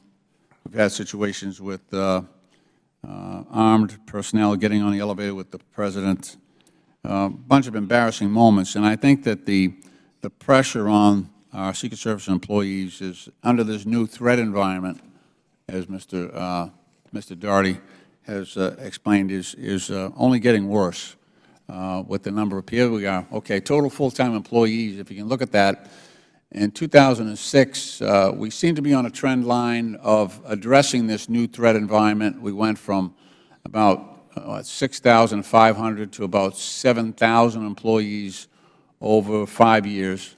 But that peak of 7,024 employees, that's when we came in with the Budget Control Act in 2011. And then you see a precipitous decline in full-time personnel, down to about 6,300. So we've got less now at Secret Service than we had back in 2006. And as you have explained in your testimony, the threat environment is getting worse. Can we put up the other one on special agents? Here's special agents. Okay, so we were trying to ramp up because of the extreme threat environment. We were trying to ramp up over 2006 to about 2011. We went from 3,200, almost 3,300, to about 3,500. And then, again, the Budget Control Act comes into play, and now we've got less than we had in 2006, even though the demands on our folks are worse, especially our special agents. Two of the areas where I think are very important, one is processing our employees, our special agents and Secret Service personnel, and also training them. I think, that's something that, Mr. Doherty, you've talked about in the past, and Mr. Roth, you've highlighted that as well, and Mr. O'Carroll, you've agreed as well. We want a highly professional, capable, well-paid, and the pay needs to be better. Not only shouldn't we be, putting a Band-Aid on for 1 year, an election year, we got to look at the whole structure here. We got to pay our agents better. We're asking a lot of them, and we ought to try to establish a pay level that'll attract the best and brightest, and also the academy type, the professionalism and excellence that we demand from our Secret Service personnel. We have to have commensurate training and pay for them. Mr. Roth, is there any special change that we could make, or any area that Congress could focus on to help our Secret Service personnel and help that agency, get to where we need them to be? I think legislatively, there's probably not a lot that needs to be done, at least in the short term. I would recommend continued oversight. I think that's a very important and healthy thing that we're going to do, because as I said in my testimony, and as we say in our reports, they've made initial good progress. The leader of the Secret Service has embraced the Protective Mission Panel recommendations, has embraced this committee's recommendations to move forward, but we don't know what the future holds. So the only way to be able to continue to hold the Secret Service's feet to the fire is with continued oversight that this committee gives, and hopefully that our office gives as well. Okay, I believe my time has expired. I just want to thank you all for your contribution to this hearing and to the issues that we're working on here. Thank you again. I yield back the balance of my time. Thank the gentleman. Now recognize the gentleman from South Carolina, Mr. Mulvaney, for 5 minutes. I thank the Chairman. Mr. Carroll, I don't know if you've been here before or not. I don't think you've been here since I've been on this committee. But I think you'll learn, especially with myself and my colleague from South Carolina, Mr. Gowdy, one of the things we appreciate is candor. There's really no reason to beat around the bush. Y'all were talking about Jason, Chairman Chaffetz. We get it. That's fine. Okay, you could sit and go back and forth all day saying, well, I don't know who it might be. I could guess, but I won't guess. I mean, in fact, y'all put out a separate press release that actually specifically mentioned the chairman. It said, and I don't know who John Adler is, apparently he's your national president, quote, "The chairman's actions boggle the rational mind. He's turning his committee into the fictional USS Kane as he subpoenas Secret Service law enforcement officers to his ship to count strawberries," end quote. I mean, that's about the chairman. The previous statement's about the chairman. Let's just be honest with each other. It's a much better way to conduct a hearing. So I'll ask you a straight question. Do you think it helps? No. So why do you do it? Well, I'll tell you one thing. I've been doing this now for 3 months, Mr. Mulvaney, and in that 3 months I've tried to tighten up our processes and procedures. If you notice in both those cases, and one of the, I guess, a nuance on this thing is it isn't from the Federal Law Enforcement Officers Association. It's from their foundation that those 2 press releases came. And that Mr. Adler had been a president of FLIOA. He went over to the foundation, which is the charitable arm of our organization. Up until now, anybody who had an officer position had access to our letterhead, press release type information. That's what you're referring to. Okay. But I got to tell you, I hate to cut you off, but I mean, seriously, man, the headline, it says the Federal Law Enforcement Officers Association. Again, this is a minor deal, but don't sit there and tell me it's your foundation, not the association. I mean, it's your. I'm trying to be as candid as I can. Is this your head? Is this your letterhead? It's the foundation letterhead, if I'm not mistaken. No, you are mistaken. It says Federal Law Enforcement Officers Association. Then maybe it was Association. under his watch as the president, which is outside of mine. Let's get to the thing. I mean, seriously, you're killing me with this. Let's have an honest conversation and not try Inspector General Roth, here's I think the last question I want to ask about the topic, which is that the punishments. I think one of the things that frustrates us, that frustrates people back home, is that something deplorable did happen, something awful happened, that the Secret Service of the United States of America used private records about a sitting member of Congress to try and make him look bad and undermine his authority. In fact, I think you said something disturbing, which is that there's nothing to prevent that from happening again. So you telling me that today a Secret Service agent who doesn't like Mr. Cummings can go and start looking through your files for material on him. Is that a true statement? It depends whether Mr. Cummings was either a protectee or an applicant. So obviously the Secret Service doesn't keep records on everyone, okay. But certainly other applicants who would be in, for example, Chairman Chaffetz's situation, those records still are there. They still don't have audit protection. It's unclear as to who has access to those records, and there's no way to detect that. Will the gentleman yield for one question? I will. How did y'all know he was an applicant? How did Secret Service know that Chairman Chaffetz was an applicant? According to our investigation, someone decided to look it up in MCI. There was a single individual in a field office who just decided to look it up, and from there it sort of spread throughout the Secret Service. But to Mick's point, if you're going to run Chairman Chaffetz's name, you could run Ranking Member Cummings' name, you could run anyone's name. Correct, but you may not find a record within the MCI system. It was only because Chairman Chaffetz respected the Secret Service enough to actually apply. That's correct. Okay. Staying on that, Mr. Roth, one of the things that frustrates us is that the penalties, no one was fired. I think everybody acknowledges that. We've got a report here that says that Homeland Security actually reduced the amount of discipline from an average of 8.5 days to 5.3 days, in part because DHS discovered that mishandling of the information was a common practice. Since when is that an excuse? I mean, you had an assistant director who encouraged the release of this information, but part of the justification for not penalizing that person was that, oh, well, everybody did it. Really, is that the defense, Mr. Doherty? That this was so common that y'all searched Mr. Cummings' records and mine or Mr. Gowdy's, that since everybody did it, it didn't deserve to be punishable? So, Mr. Mulvaney, first of all, let me correct the record. Okay, Secret Service individuals, employees cannot access those records now. They are limited. That's one of the things that we did change over. Are you disagreeing with Mr. Roth, or are you guys just using different terms for different things? We're talking about what is in existence now versus what it was when they actually looked at us. But we have, in fact, Mr. Roth, this issue. Yes, no, maybe? That's certainly not our information at the time we did the audit. When you looked at the 5 different data systems, for example, Chairman Chaffetz's information was in 2 different systems. It was in the personnel system. When was your audit, Mr. Roth? I'm sorry? When was your audit? I think our field work was done, completed at the beginning of 2016. Are you saying you fixed it since then, Mr. Doherty? May I address that, sir? Let me Sure. refer to my colleague here, Mr. Mulvaney. If it's been fixed, that's a good news, and we can move on. It's been fixed. Okay. Mr. Roth, do you mind taking another look at that again? I can expound upon that if you'd like. Certainly as part of our audit process, what we do is every 90 days we take a look at what progress they've made, and we'll report on that. All right. Well, if that's one thing that comes from the hearing, that at least this can't happen again, maybe that's good news. I wish we could talk more about what your agents are going through, all of them, because it sounds like something that would universally frustrate all of us up here. We'd like to help, but unfortunately we've got other stuff to deal with as well. Thank you, Mr. Chairman.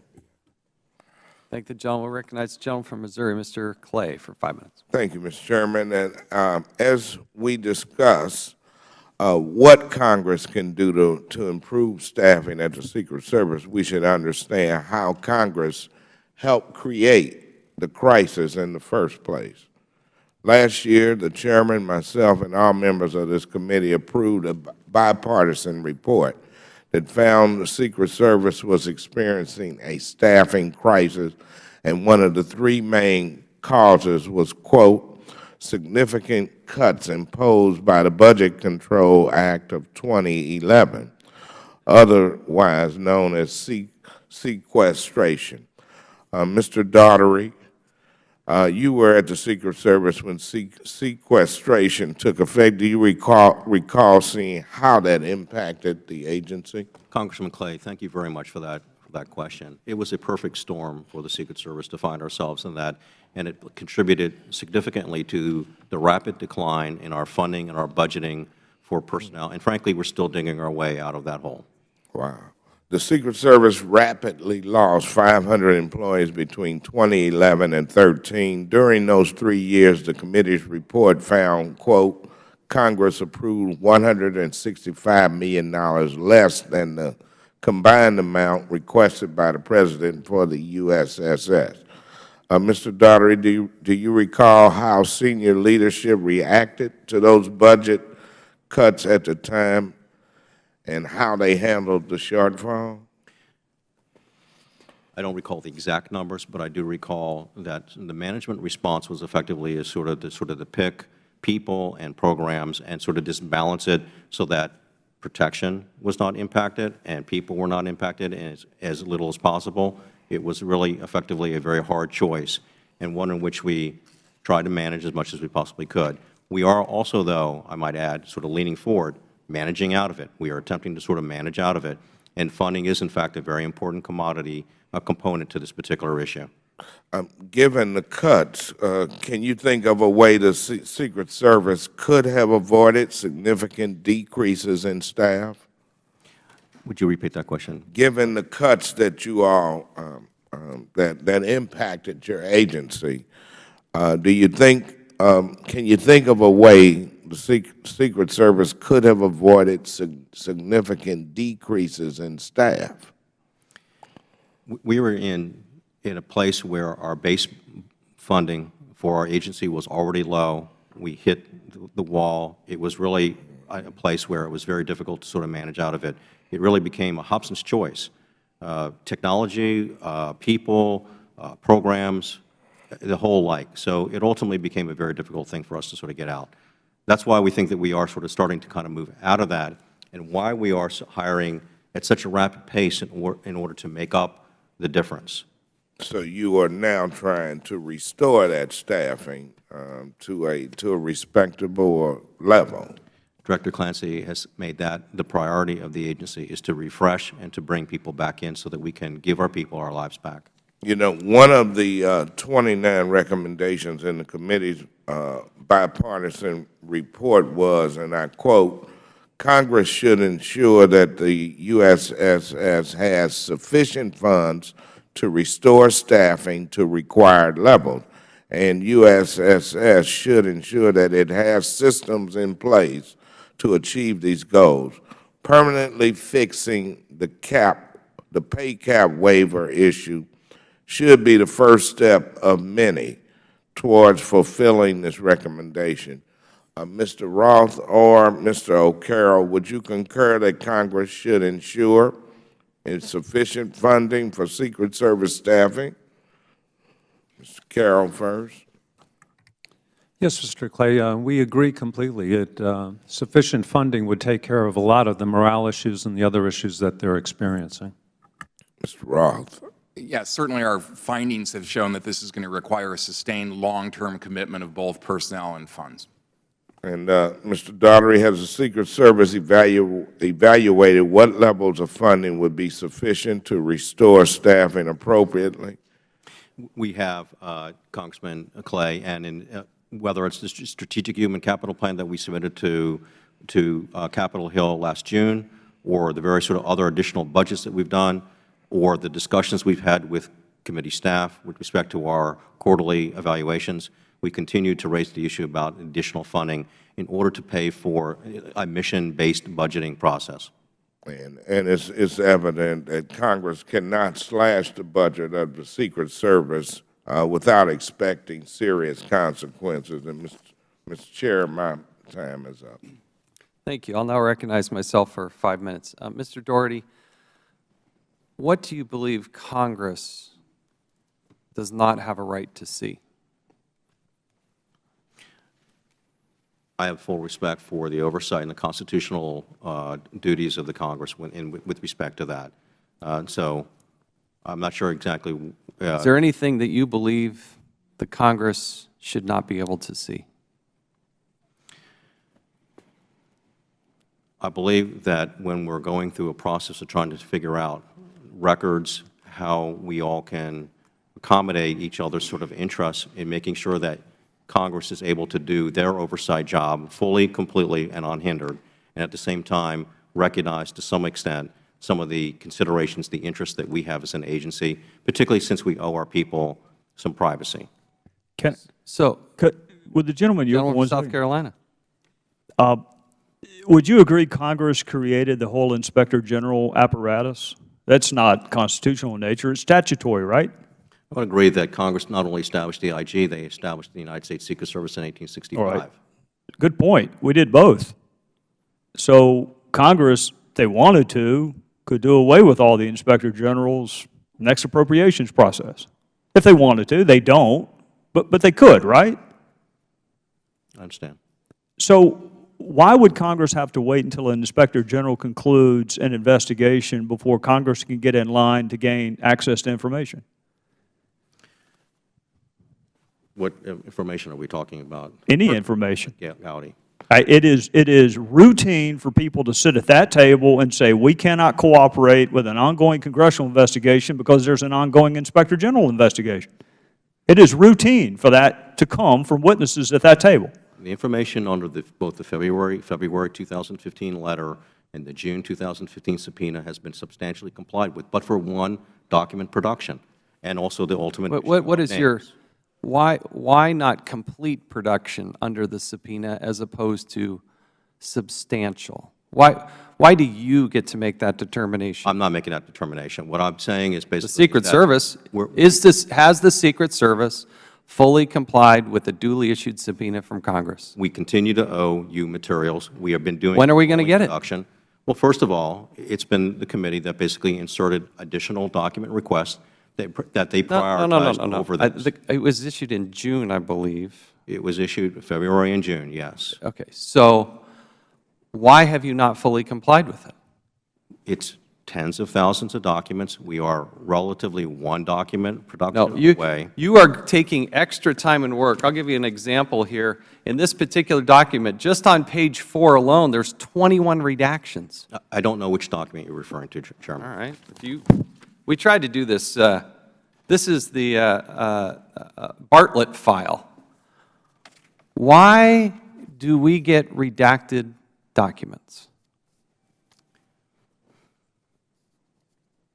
I have not seen that document, so I can't refer to that document. Go ahead. Specifically. I'll show you a copy of it. What I'm saying, Chairman, is why should I get any redacted documents? To my original question, what is it that Congress should not be able to see?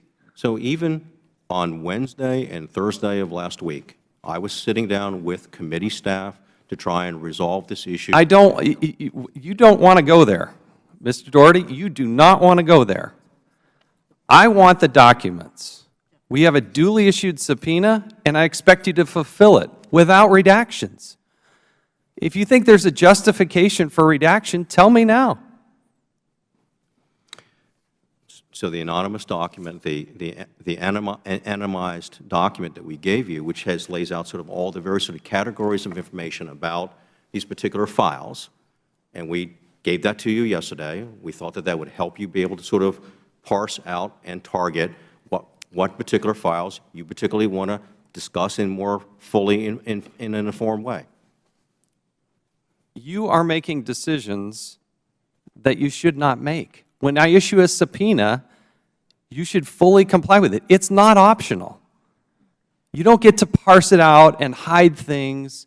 When you have 79% of the Secret Service saying that your senior-most leadership is not honest and trustworthy, we have a problem. Then we're going to go peek under the hood. When you have more than 10% of your level 15, GS 15 and above, who have problematic backgrounds in that they've had to go through investigations of themselves since they've been agents, you have a problem. When you hand us a document with nearly 30 people and only one of them says it's unsubstantiated, we have a problem.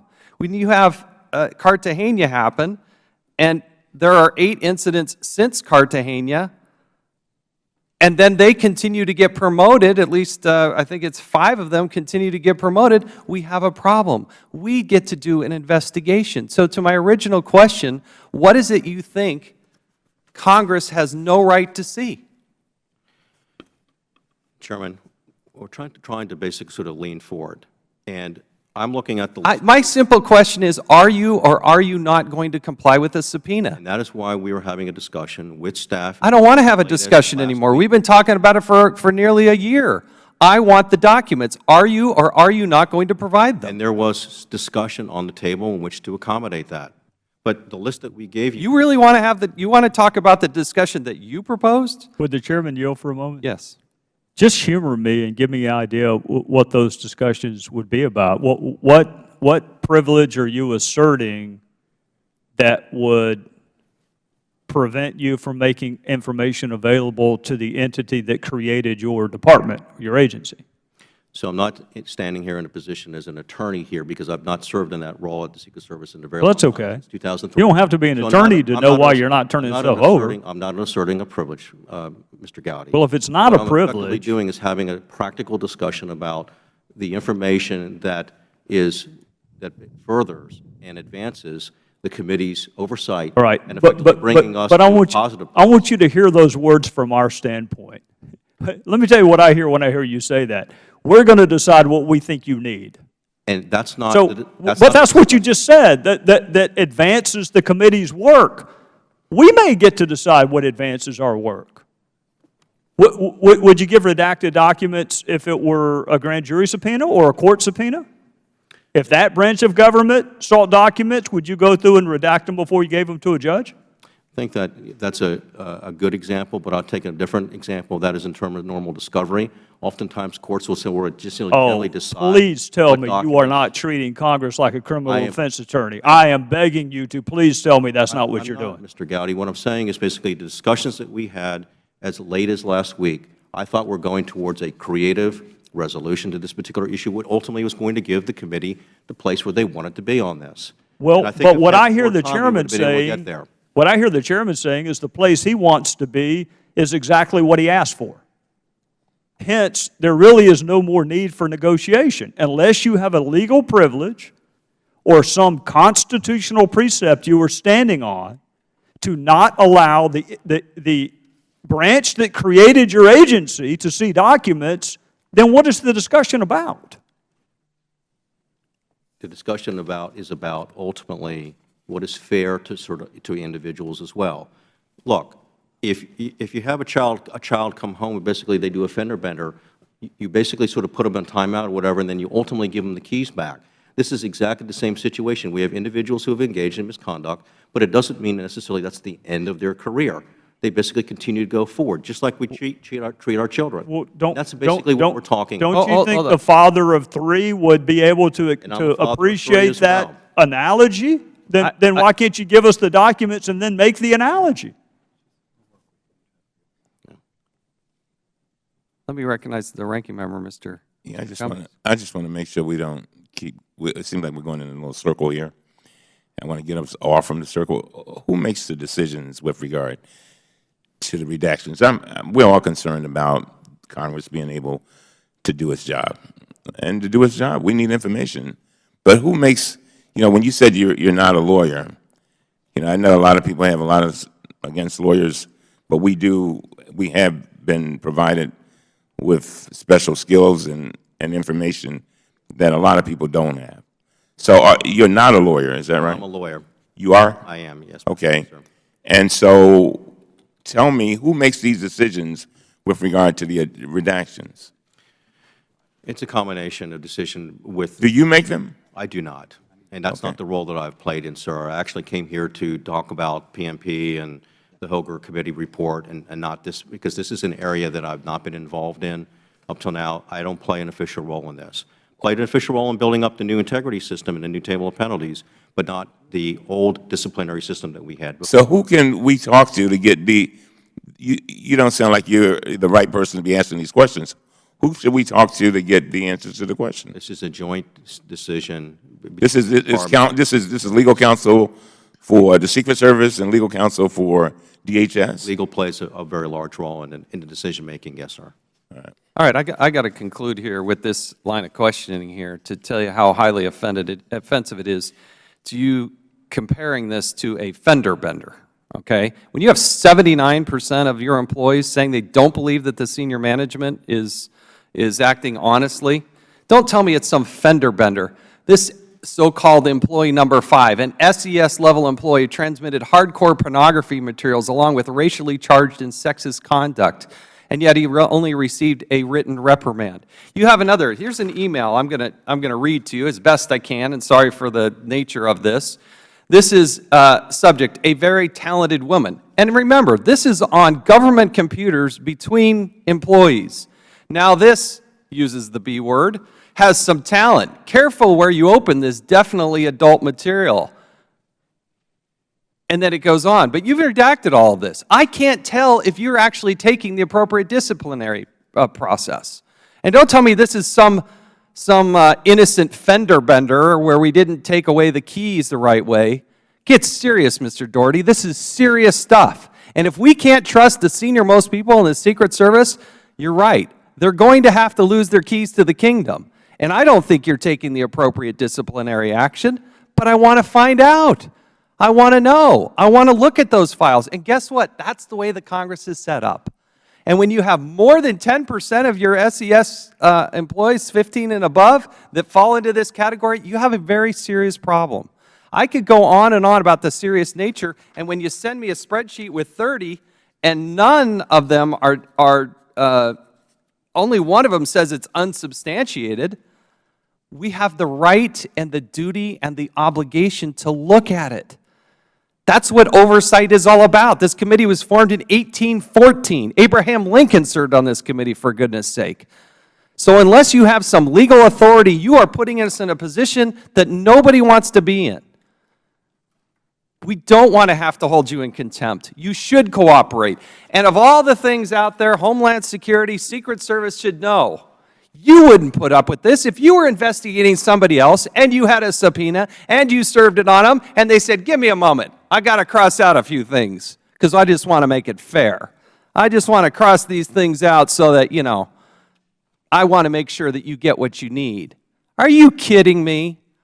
That is not the way this process works. You have a duly issued subpoena. I expect you to comply with it. When will you give me an answer as to whether or not you're going to comply with the subpoena in its totality? Not a negotiation, in its totality. When will I have that answer? Chairman Chaffetz, I'm not in a position to tell you that. You knew this question was coming. We told you in advance it's coming. When is it reasonable for me to have an answer to this question? I think we are working very hard on that at the latter part of last week, and hopefully we can get to a place. Give me a date. I cannot give you a date, Chairman Chaffetz. I'm not the decision maker here. But I think Who's the going back to what Mr. Cummings says, give me specific names. Who advised you on this question? Who? Well, it's ultimately. No, I want to know specifically who did you have a discussion about this with? You're under oath. Give me the answer. With respect to multiple individuals. Go ahead. List them out. I got time. Go ahead.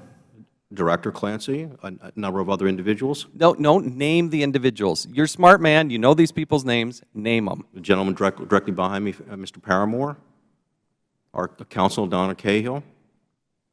Those are the individuals. Those three. Nobody else. That's what I recall. Any other? I'm giving you one more chance. Anybody else advise you on how to? Do not recall, Chairman. Okay. This has been a multi-pronged discussion, and I've had multi-pronged discussions with your staff on this issue to try and sort of find a way forward. Yeah. It's not acceptable. We shouldn't have to wait this long. We're trying to do our jobs, and we're trying to help you to do your jobs. But it requires cooperation. And when I have to get to the point where I have to issue a subpoena, I expect compliance, 100% compliance. Understood? Understood. We'll now recognize We'll now recognize the gentleman from Wisconsin, Mr. Grothman, for 5 minutes. Yeah, kind of disturbing testimony. I think we can kind of see why 79% say leadership is not honest and trustworthy. But in any event, question for Mr. Roth. Before the topic of compensation came up, what is the base compensation for the different Secret Service levels or officers? I would not have that information. Does Mr. O'Carroll have that information? No, Mr. Grothman. Nobody. Does any of the other guys have that information? That's on the OPM sort of general schedule website. Basically, you can find it there, and we could certainly provide that. Do you have any idea what people make? Like if I'm a Secret Service agent for 15 years, what am I making? Nobody knows. Approximately $145,000 base pay. Okay. A lot of 145. hours for a little bit of pay. Okay. And so if a Secret Service, are they getting overtime then above that? They are for protection. Okay, so if I work 41 hours a week, I'm getting more than 145,000? They would receive overtime for protection. They also receive leave pay, which effectively is law enforcement availability pay. That's an additional 2 hours, but that's beyond overtime. I guess there's some feeling that we're not paying enough here, and maybe I'll ask Mr. O'Carroll. I mean, to me, these are professional jobs, right? Don't you think they're kind of professional Yes, jobs? sir. I mean, to me, anywhere in the world, if you're making 145 grand, that's not a 40-hour-a-week job, right? If I'm making 145 grand, I expect to, I don't know, 45, 50, 55 hours a week, right? Wouldn't you Agreed. think? But as you notice from my testimony at the beginning is most of the agents in a campaign year are working 16-hour days, so they are putting more than a 40-hour work week. I know, but the question is, and then I would think this is particularly if you're doing the presidential or presidential candidate detail, almost an honor. I guess it surprises me that if you're making 145 grand a year, that on your compensation, if you're working 45 hours a week, you're expecting overtime. See what I'm saying? I mean, normally, you know, people who work for me, my chief of staff, my deputy chief of staff, I mean, they're not making that much, but they work more than 40 hours a week. I work well over 40 hours a week but they pay us pretty well for that.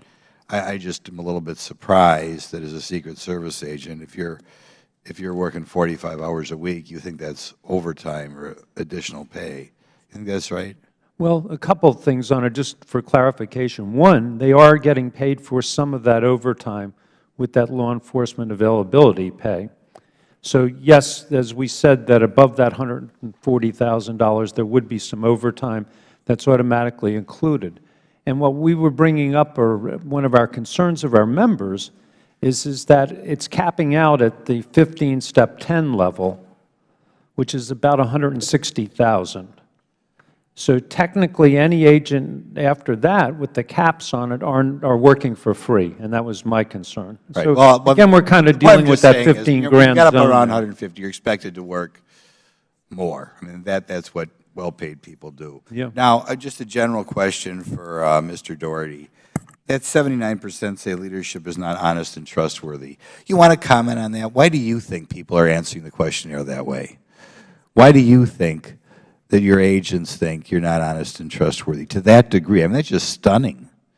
Could you give me an opinion as to what's going on in their mind, in your opinion? I'm not sure when that particular survey or number was established.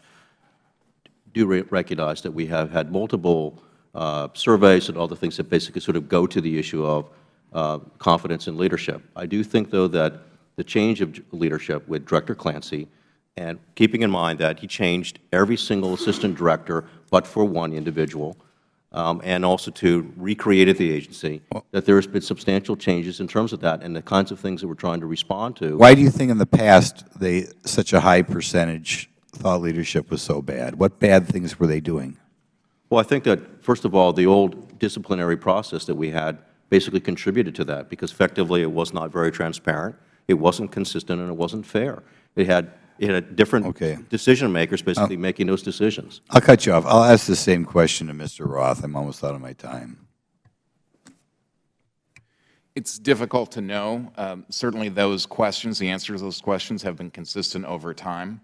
One of the things that we talk about when we talk about an ethical culture is to have a tone at the top, the right kind of a tone at the top, having systems in place to enforce that culture, and then actually doing something about it. So in relation, for example, to the discipline that was imposed on the individuals that accessed, in violation of the Privacy Act, Chairman Chaffetz's records, I think that discipline was inadequate, and I think it's perceived of as a dual standard. Okay. I'll just in my life, I'm trying to go back in my life, all the bosses I've had, if I ever felt anybody was untrustworthy and not honest, and I really can't think of any of my bosses I felt that way about. So when you have that many think that poorly about the people who run the Secret Service, it's kind of scary. But I've run out of my time, so thank you. Thank the gentleman. We'll now recognize the gentleman from Virginia, Mr. Conley, for 5 minutes. Thank you, Mr. Chairman. Great to be back. Mr. Roth, why does anybody in the Secret Service need overtime? We haven't looked at that, Congressman. I'm not sure what you're getting at. It's not part of our audit reports. Well, I mean, if you had a full workforce with fully staffed shifts, you'd, in theory, ideally, you'd never need overtime. Isn't that correct? Understood, correct. There had not been a staffing plan that had been established previous to just recently. So essentially, the Secret Service was understaffed, forcing people to work overtime, eliminating training that was necessary for them to do their jobs. Okay. So that's why they needed the overtime. And how pervasive of a problem is that? That understaffing that requires more and more overtime? It is significant. As we talk about when we looked at the PMP report, certainly in 2015 they had 6,350 people on board. The estimate was that they needed 7,600 people on board, so about 1,300 more individuals to have the kind of staffing that would minimize, although not eliminate overtime, because that's the nature of law enforcement, that there's always overtime, but also allow for adequate training. So the fact that if we'll stipulate your numbers, we're 1,300 understaffed, that's a lot. That's about 20-something% of the ideal workforce, right? Correct. And again, what I'm talking about is numbers from 2015. No, I understand. It's gone up since right. then. But yes, it is significant. So the Secret Service has to fall back on overtime if it's going to carry out its duties. Precisely. And if it doesn't do that, if it actually just keeps people to their shift, no overtime, what's the risk? Well, obviously, it's a risk of mission failure. And does that put lives in jeopardy, potentially? It absolutely does. Because this isn't just any mission. That's correct. And, of course, in an election year, the demands on the Secret Service are that much greater. Correct. Especially this one, maybe. That's my editorial comment. You don't have to comment. All right. So Congress certainly has recognized this problem, right, and rushed to fill in the gap and to make sure that you had either the overtime you need and or the staffing you need so that this sacred mission is not compromised and nobody's at risk. Is that not what's happened, Mr. Doherty? Well, Congressman Connolly, first of all, if I can at least observe that the law provides for the payment of overtime for Secret Service agents as well as other law enforcement. Really, the issue that we're talking about just simply is the cap to the law that Congress has established relative to payment or compensation for law enforcement. Having said that, I totally agree with you, though, that really the resolution to the problem, of course, trying to make sure that the service can continue to do its mission, is both funding and also to the law, sort of a recognition that at least that we have a unique mission, which requires an awful lot of hours by individuals to sort of continue to do what they're doing. Yes, Mr. Doherty, my time's running out, and I was going to get to the point you brought up, but thank you for bringing it up. So this pay cap Congress has imposed, is that correct? I don't actually. I think we are excited at the idea that the committee effectively has sponsored legislation. Not my question, Mr. Doherty. Is there a pay cap or not on overtime absent other legislative action? You are correct, sir. Yes. And does that pay cap in any way affect performance or morale of Secret Service agents who are doing their duty and putting in the overtime, whether they're getting paid, whether there's a pay cap or not? Is that not correct? I think that's the nub of the question. Yeah. And I believe, sir, that the answer is yes, that when you ask individuals, it's one thing to ask an individual to go and do their job. It's another thing, though, to say, do your job, and by the way, at this point in time in your work week, you're not getting compensated any further. I believe that this is simply an unintended consequence to the way that Congress sort of struck the ceiling or the cap, not taking into consideration the specialized missions that certain organizations have. And the Secret Service, I think, is a unique one with respect to that, particularly given the recurring sort of nature of the campaign. Every 4 years, we kind of run into this. This was not a problem that just existed in 2016. It has been a problem that's been in existence going back to multiple campaigns. Yes, I take your point, and my time's up, but I would simply say, we hear a lot about, you know, we got to run government like a business. I don't know any business that would say to its employees, we're gonna set, you know, virtually limitless hours for you to work, and we're only going to compensate you for part of that. And I just think we in Congress have a responsibility to revisit that issue and address it in a responsible way so that the Secret Service is adequately compensated and your mission is successful. Thank you, Mr. Chairman. Thank you very much. Thank the gentleman. We'll recognize the gentleman from Alabama, Mr. Palmer. Thank you, Mr. Chairman. Mr. Doherty, are you aware that in the list of best places to work in the federal government in 2015, that Secret Service ranks 319th out of 320? I'm aware of that. Did it ever occur to you that there might be a connection between the fact that 79% of the rank and file that work for the Secret Service, the men and women in uniform and in the protective detail, that might have something to do with that low ranking? That ranking is connected to a lot of things that we didn't have. Well, I can assure you that when 79% don't trust leadership, it's going to be reflected in your ranking. And I'm sitting here listening to this and listening to you guys talk about the overtime. And we had a hearing back in March of 2015, and it turns out that in that hearing we found out that the uniformed officers were now getting only like 25 minutes of training, and that your protection detail had previously been spending 25% of their on-duty time and training. Is now down to 2%. And then you're working these hours. I think Mr. Thomas Pirelli in a February hearing indicated maybe 58 hours. So you're working these people, and then you're providing them, in my opinion, untrustworthy leadership. And I just want to bring up something here, and going back to Mr. Gowdy's questions. Mr. Assistant Director Edward Lowry, he was recently promoted to that. Does he have a misconduct citation in his record? Again, I serve as the Chief Strategy Officer for the Secret Service. I'm not involved in the disciplinary process. I'm not asking you if you were involved in discipline. I'm asking you a direct question. It's a yes or no. Or you can say you don't know. I don't know. Okay. You know, he's the one who sent out an email that said that there's some information that he might find embarrassing that needs to get out. The he was referring to is Mr. Chavitz, Chairman Chavitz. There's 10 new assistant directors that have been promoted.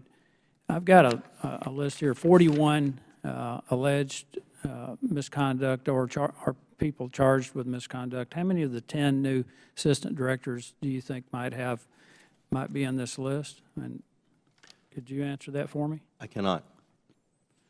Could you find out and let us know? Yes. I'd appreciate that. Would you also let us know if Mr. Lowry is one of those? Yes. Nodding your head, I take as an affirmative. Thank you.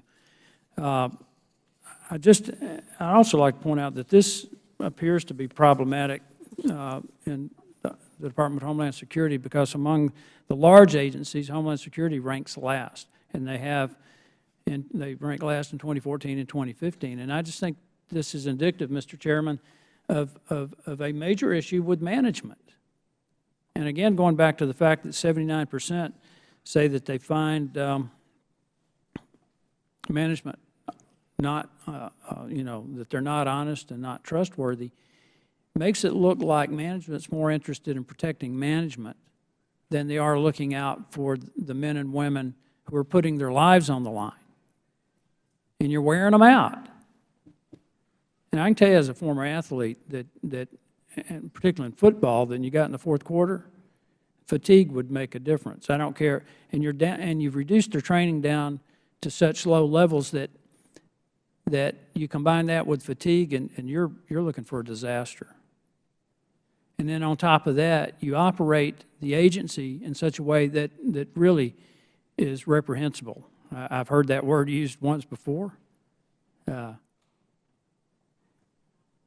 I mean, what are you going to do?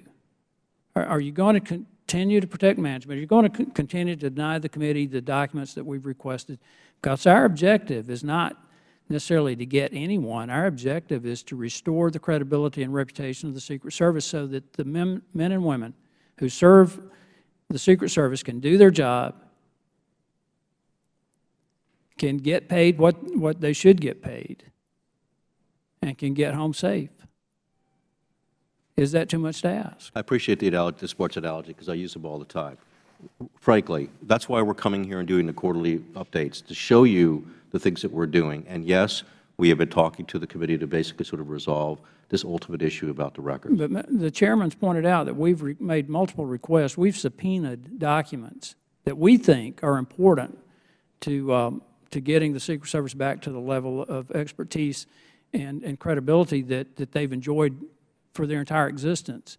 But you've denied us those documents. We've got cases here where there's misconduct that's gone really unpunished. And if you want to restore your rank and file's confidence in the agency, you need to work with us.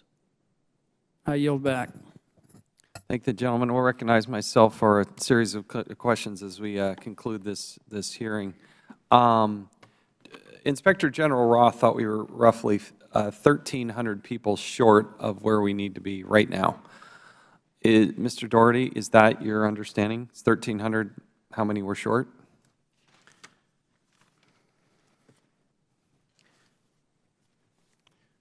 I'm not following exactly where he gets the number 1,300. I can tell you sort of what we plotted out through our strategic human capital plan effectively. If you're going to get ourselves back to the 7,024, or you're going to get us to the number 8,300, effective, and we plotted out all those numbers. We have tried to assess through new models for personnel where we think we ought to be. And I appreciate that, and we want you to share that in its totality with the committee. What I'm trying to understand is how far short of those goals as you plot it moving forward, much to what Mr. Lynch put up on the chart, which was part of our graph.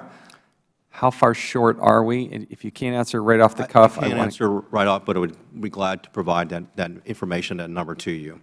I think it does no tie, though, to the plan that we have given to the Congress in June of 2015, and we continue to update our strategic human capital plan. And we're having our models revalidated by an outside contractor to make sure that we are in the right place on that as well. Okay. It is something of keen interest. Mr. Cummings referred to it. So many of us have referred to it, is how many were short. I liken this into a bathtub.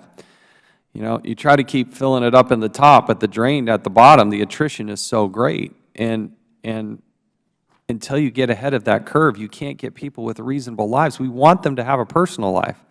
We want them to be able to do these things, and we recognize the surge that happens during a presidential campaign.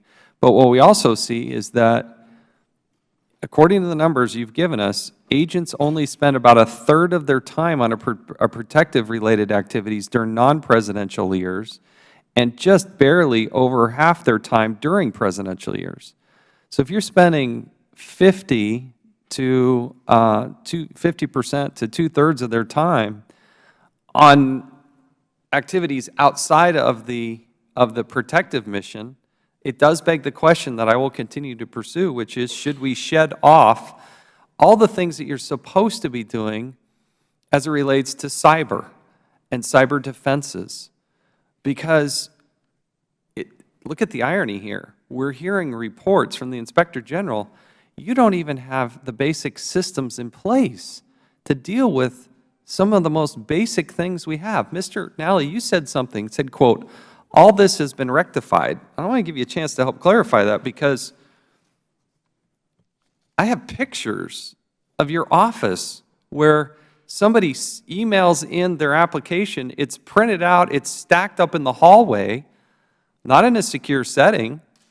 It's behind a locked door, but certainly not in a secure setting. And then you retype it in? How arcane, how bad is the personnel system, both in terms of hiring and tracking current employees? Are you where you want to be? I'll never be, excuse me. Mr. Chairman, I'll never be where I want to Okay, be. where are you at now? I mean, okay, great. That's a philosophical thing. But Okay. where are you at? If I pulled out somebody's name, I pulled out Jane Doe out of the file, and I said, show me employee number 1,233, could you tell me how many hours she's worked? No, I want to ask Mr. Nally. He's the CIO. Could you tell me that? I don't know because I don't have access to that system. And that's one of the Can the things. system pull up that information? Does the system track personnel's hours worked? Chairman Chaffetz, I run that part of the Secret Okay, Service. go ahead. The answer is yes. We have, and we've provided to the committee staff our annual performance statistics. I'll be glad to provide them again. But can you buy the personnel? If I took a random sampling, if Mr. Roth came in here and took a random sample of the personnel, could he tell me that Jane Doe it worked this many hours? I believe that we can, and I believe that we've... Okay, Mr. Roth, is that something you can do in short order? Can we take a random sampling and track these employees? I mean, when you get into an SES employee or a GS-15 employee, can you track that?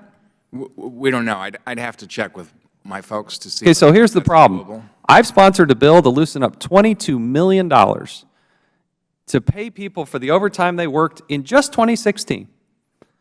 But I need some assurance that you're not just going to hand this out like candy and say, well, you get, 20,000 and you get 15,000 unless there's some real metrics and some documentation that shows that this person worked 43 straight days at 13 hours a day.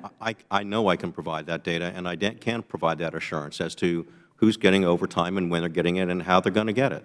Ultimately. Okay. Again, we have those performance metrics. If we do anything right, we do a really good job of that as sort of understanding. Besides, we pay these people, and we have to have an understanding as to the hours that they worked. So I do think that we're in the right place on this. I'll be glad to provide any information to you to satisfy. Is there a scheduling system in place now so people can see where, and granted, protectees change where they're going to be at a moment's notice, and I get that. But can agents have visibility on when they're projected to work over, say, the next 7 days? So that's a, go ahead. Go ahead, excuse me. Mr. Chairman, we have a system that will be IOC, Initial Operational Capable. It's called UD, Uniform Division / RMS, Resource Management System, that will be IOC the first week in December. It's a modernized program that's taking the current scheduling system and automating it. For example, the agents and UD officers do have an application on their phone that we currently issue them and they use, where they can put in for leave or, say, sick day off, et cetera. That's an automated process. Come the first week in December, they're going to be able to have laid out a scheduling system for those officers. It's automated.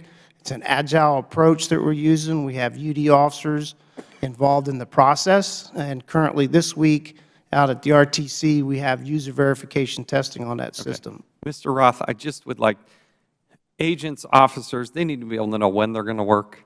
We heard this horror story last time. It was Wednesday before Thanksgiving, and they didn't know if they were working on Thanksgiving and what time. They say, I'm happy to work on Thanksgiving. Just tell me if I've got to have breakfast with my family or dinner with my family. I can't see it. And I want to make sure that that is solved. Mr. Doherty, do we have enough personnel? Do you need any assistance to help with the inauguration? So, and I think you've seen the model or heard of the model before. The model for NSSEs is a really well-developed model for the Secret Service. And that model has been, here as we speak, has been already implemented. Okay, all I'm asking on that topic, I just want the Inspector General to go in and look at it and report back and tell us what he's found. And we are collaborating. Okay, that's all. Everybody that we need in order to. I don't even need an answer for you on that. I want the Inspector General to find out if that part is working. Thank you, sir. The application portion of it, the tracking of overtime, and the projection on when they're going to work in the future. It's sort of the beginning, the middle, and the end. I just want him to come back to us and share with us his findings. Do you have enough personnel, or do you need any assistance to successfully get us through this inauguration? Our normal model basically is to go and collaborate with as many people that we have to, whether it's state and local, other federal law enforcement, DHS, of course. So I think the answer is yes, the model is there and the plan will be there. And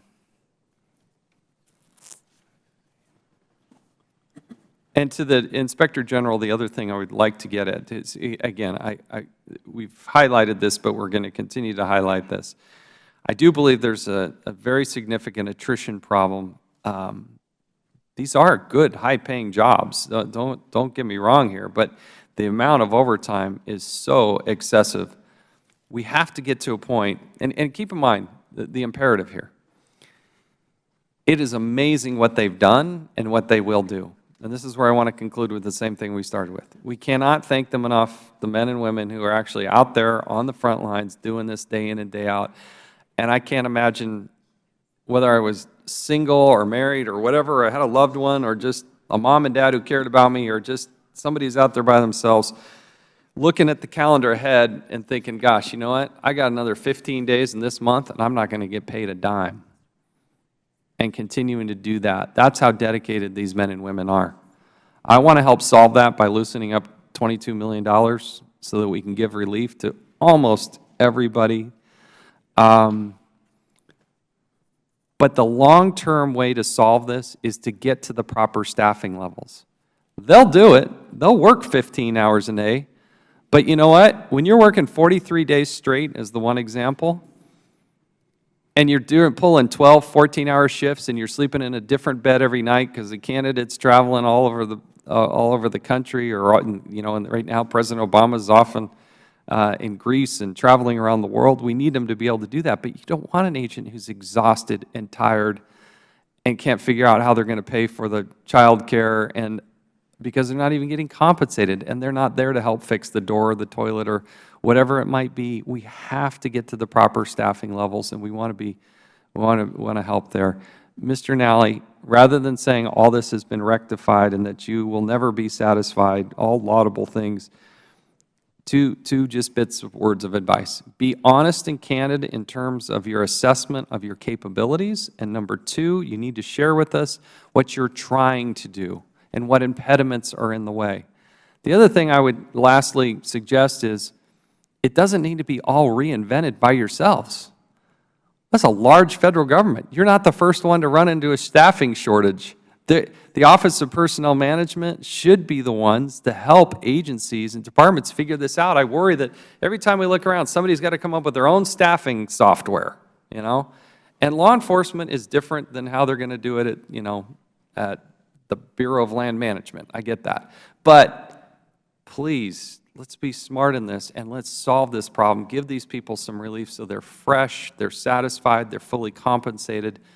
I thank you all for your expertise and your dedication and your patriotism. We have to get this mission right, and that's the spirit in which we have this hearing. So I thank you all for being here today. The committee stands adjourned.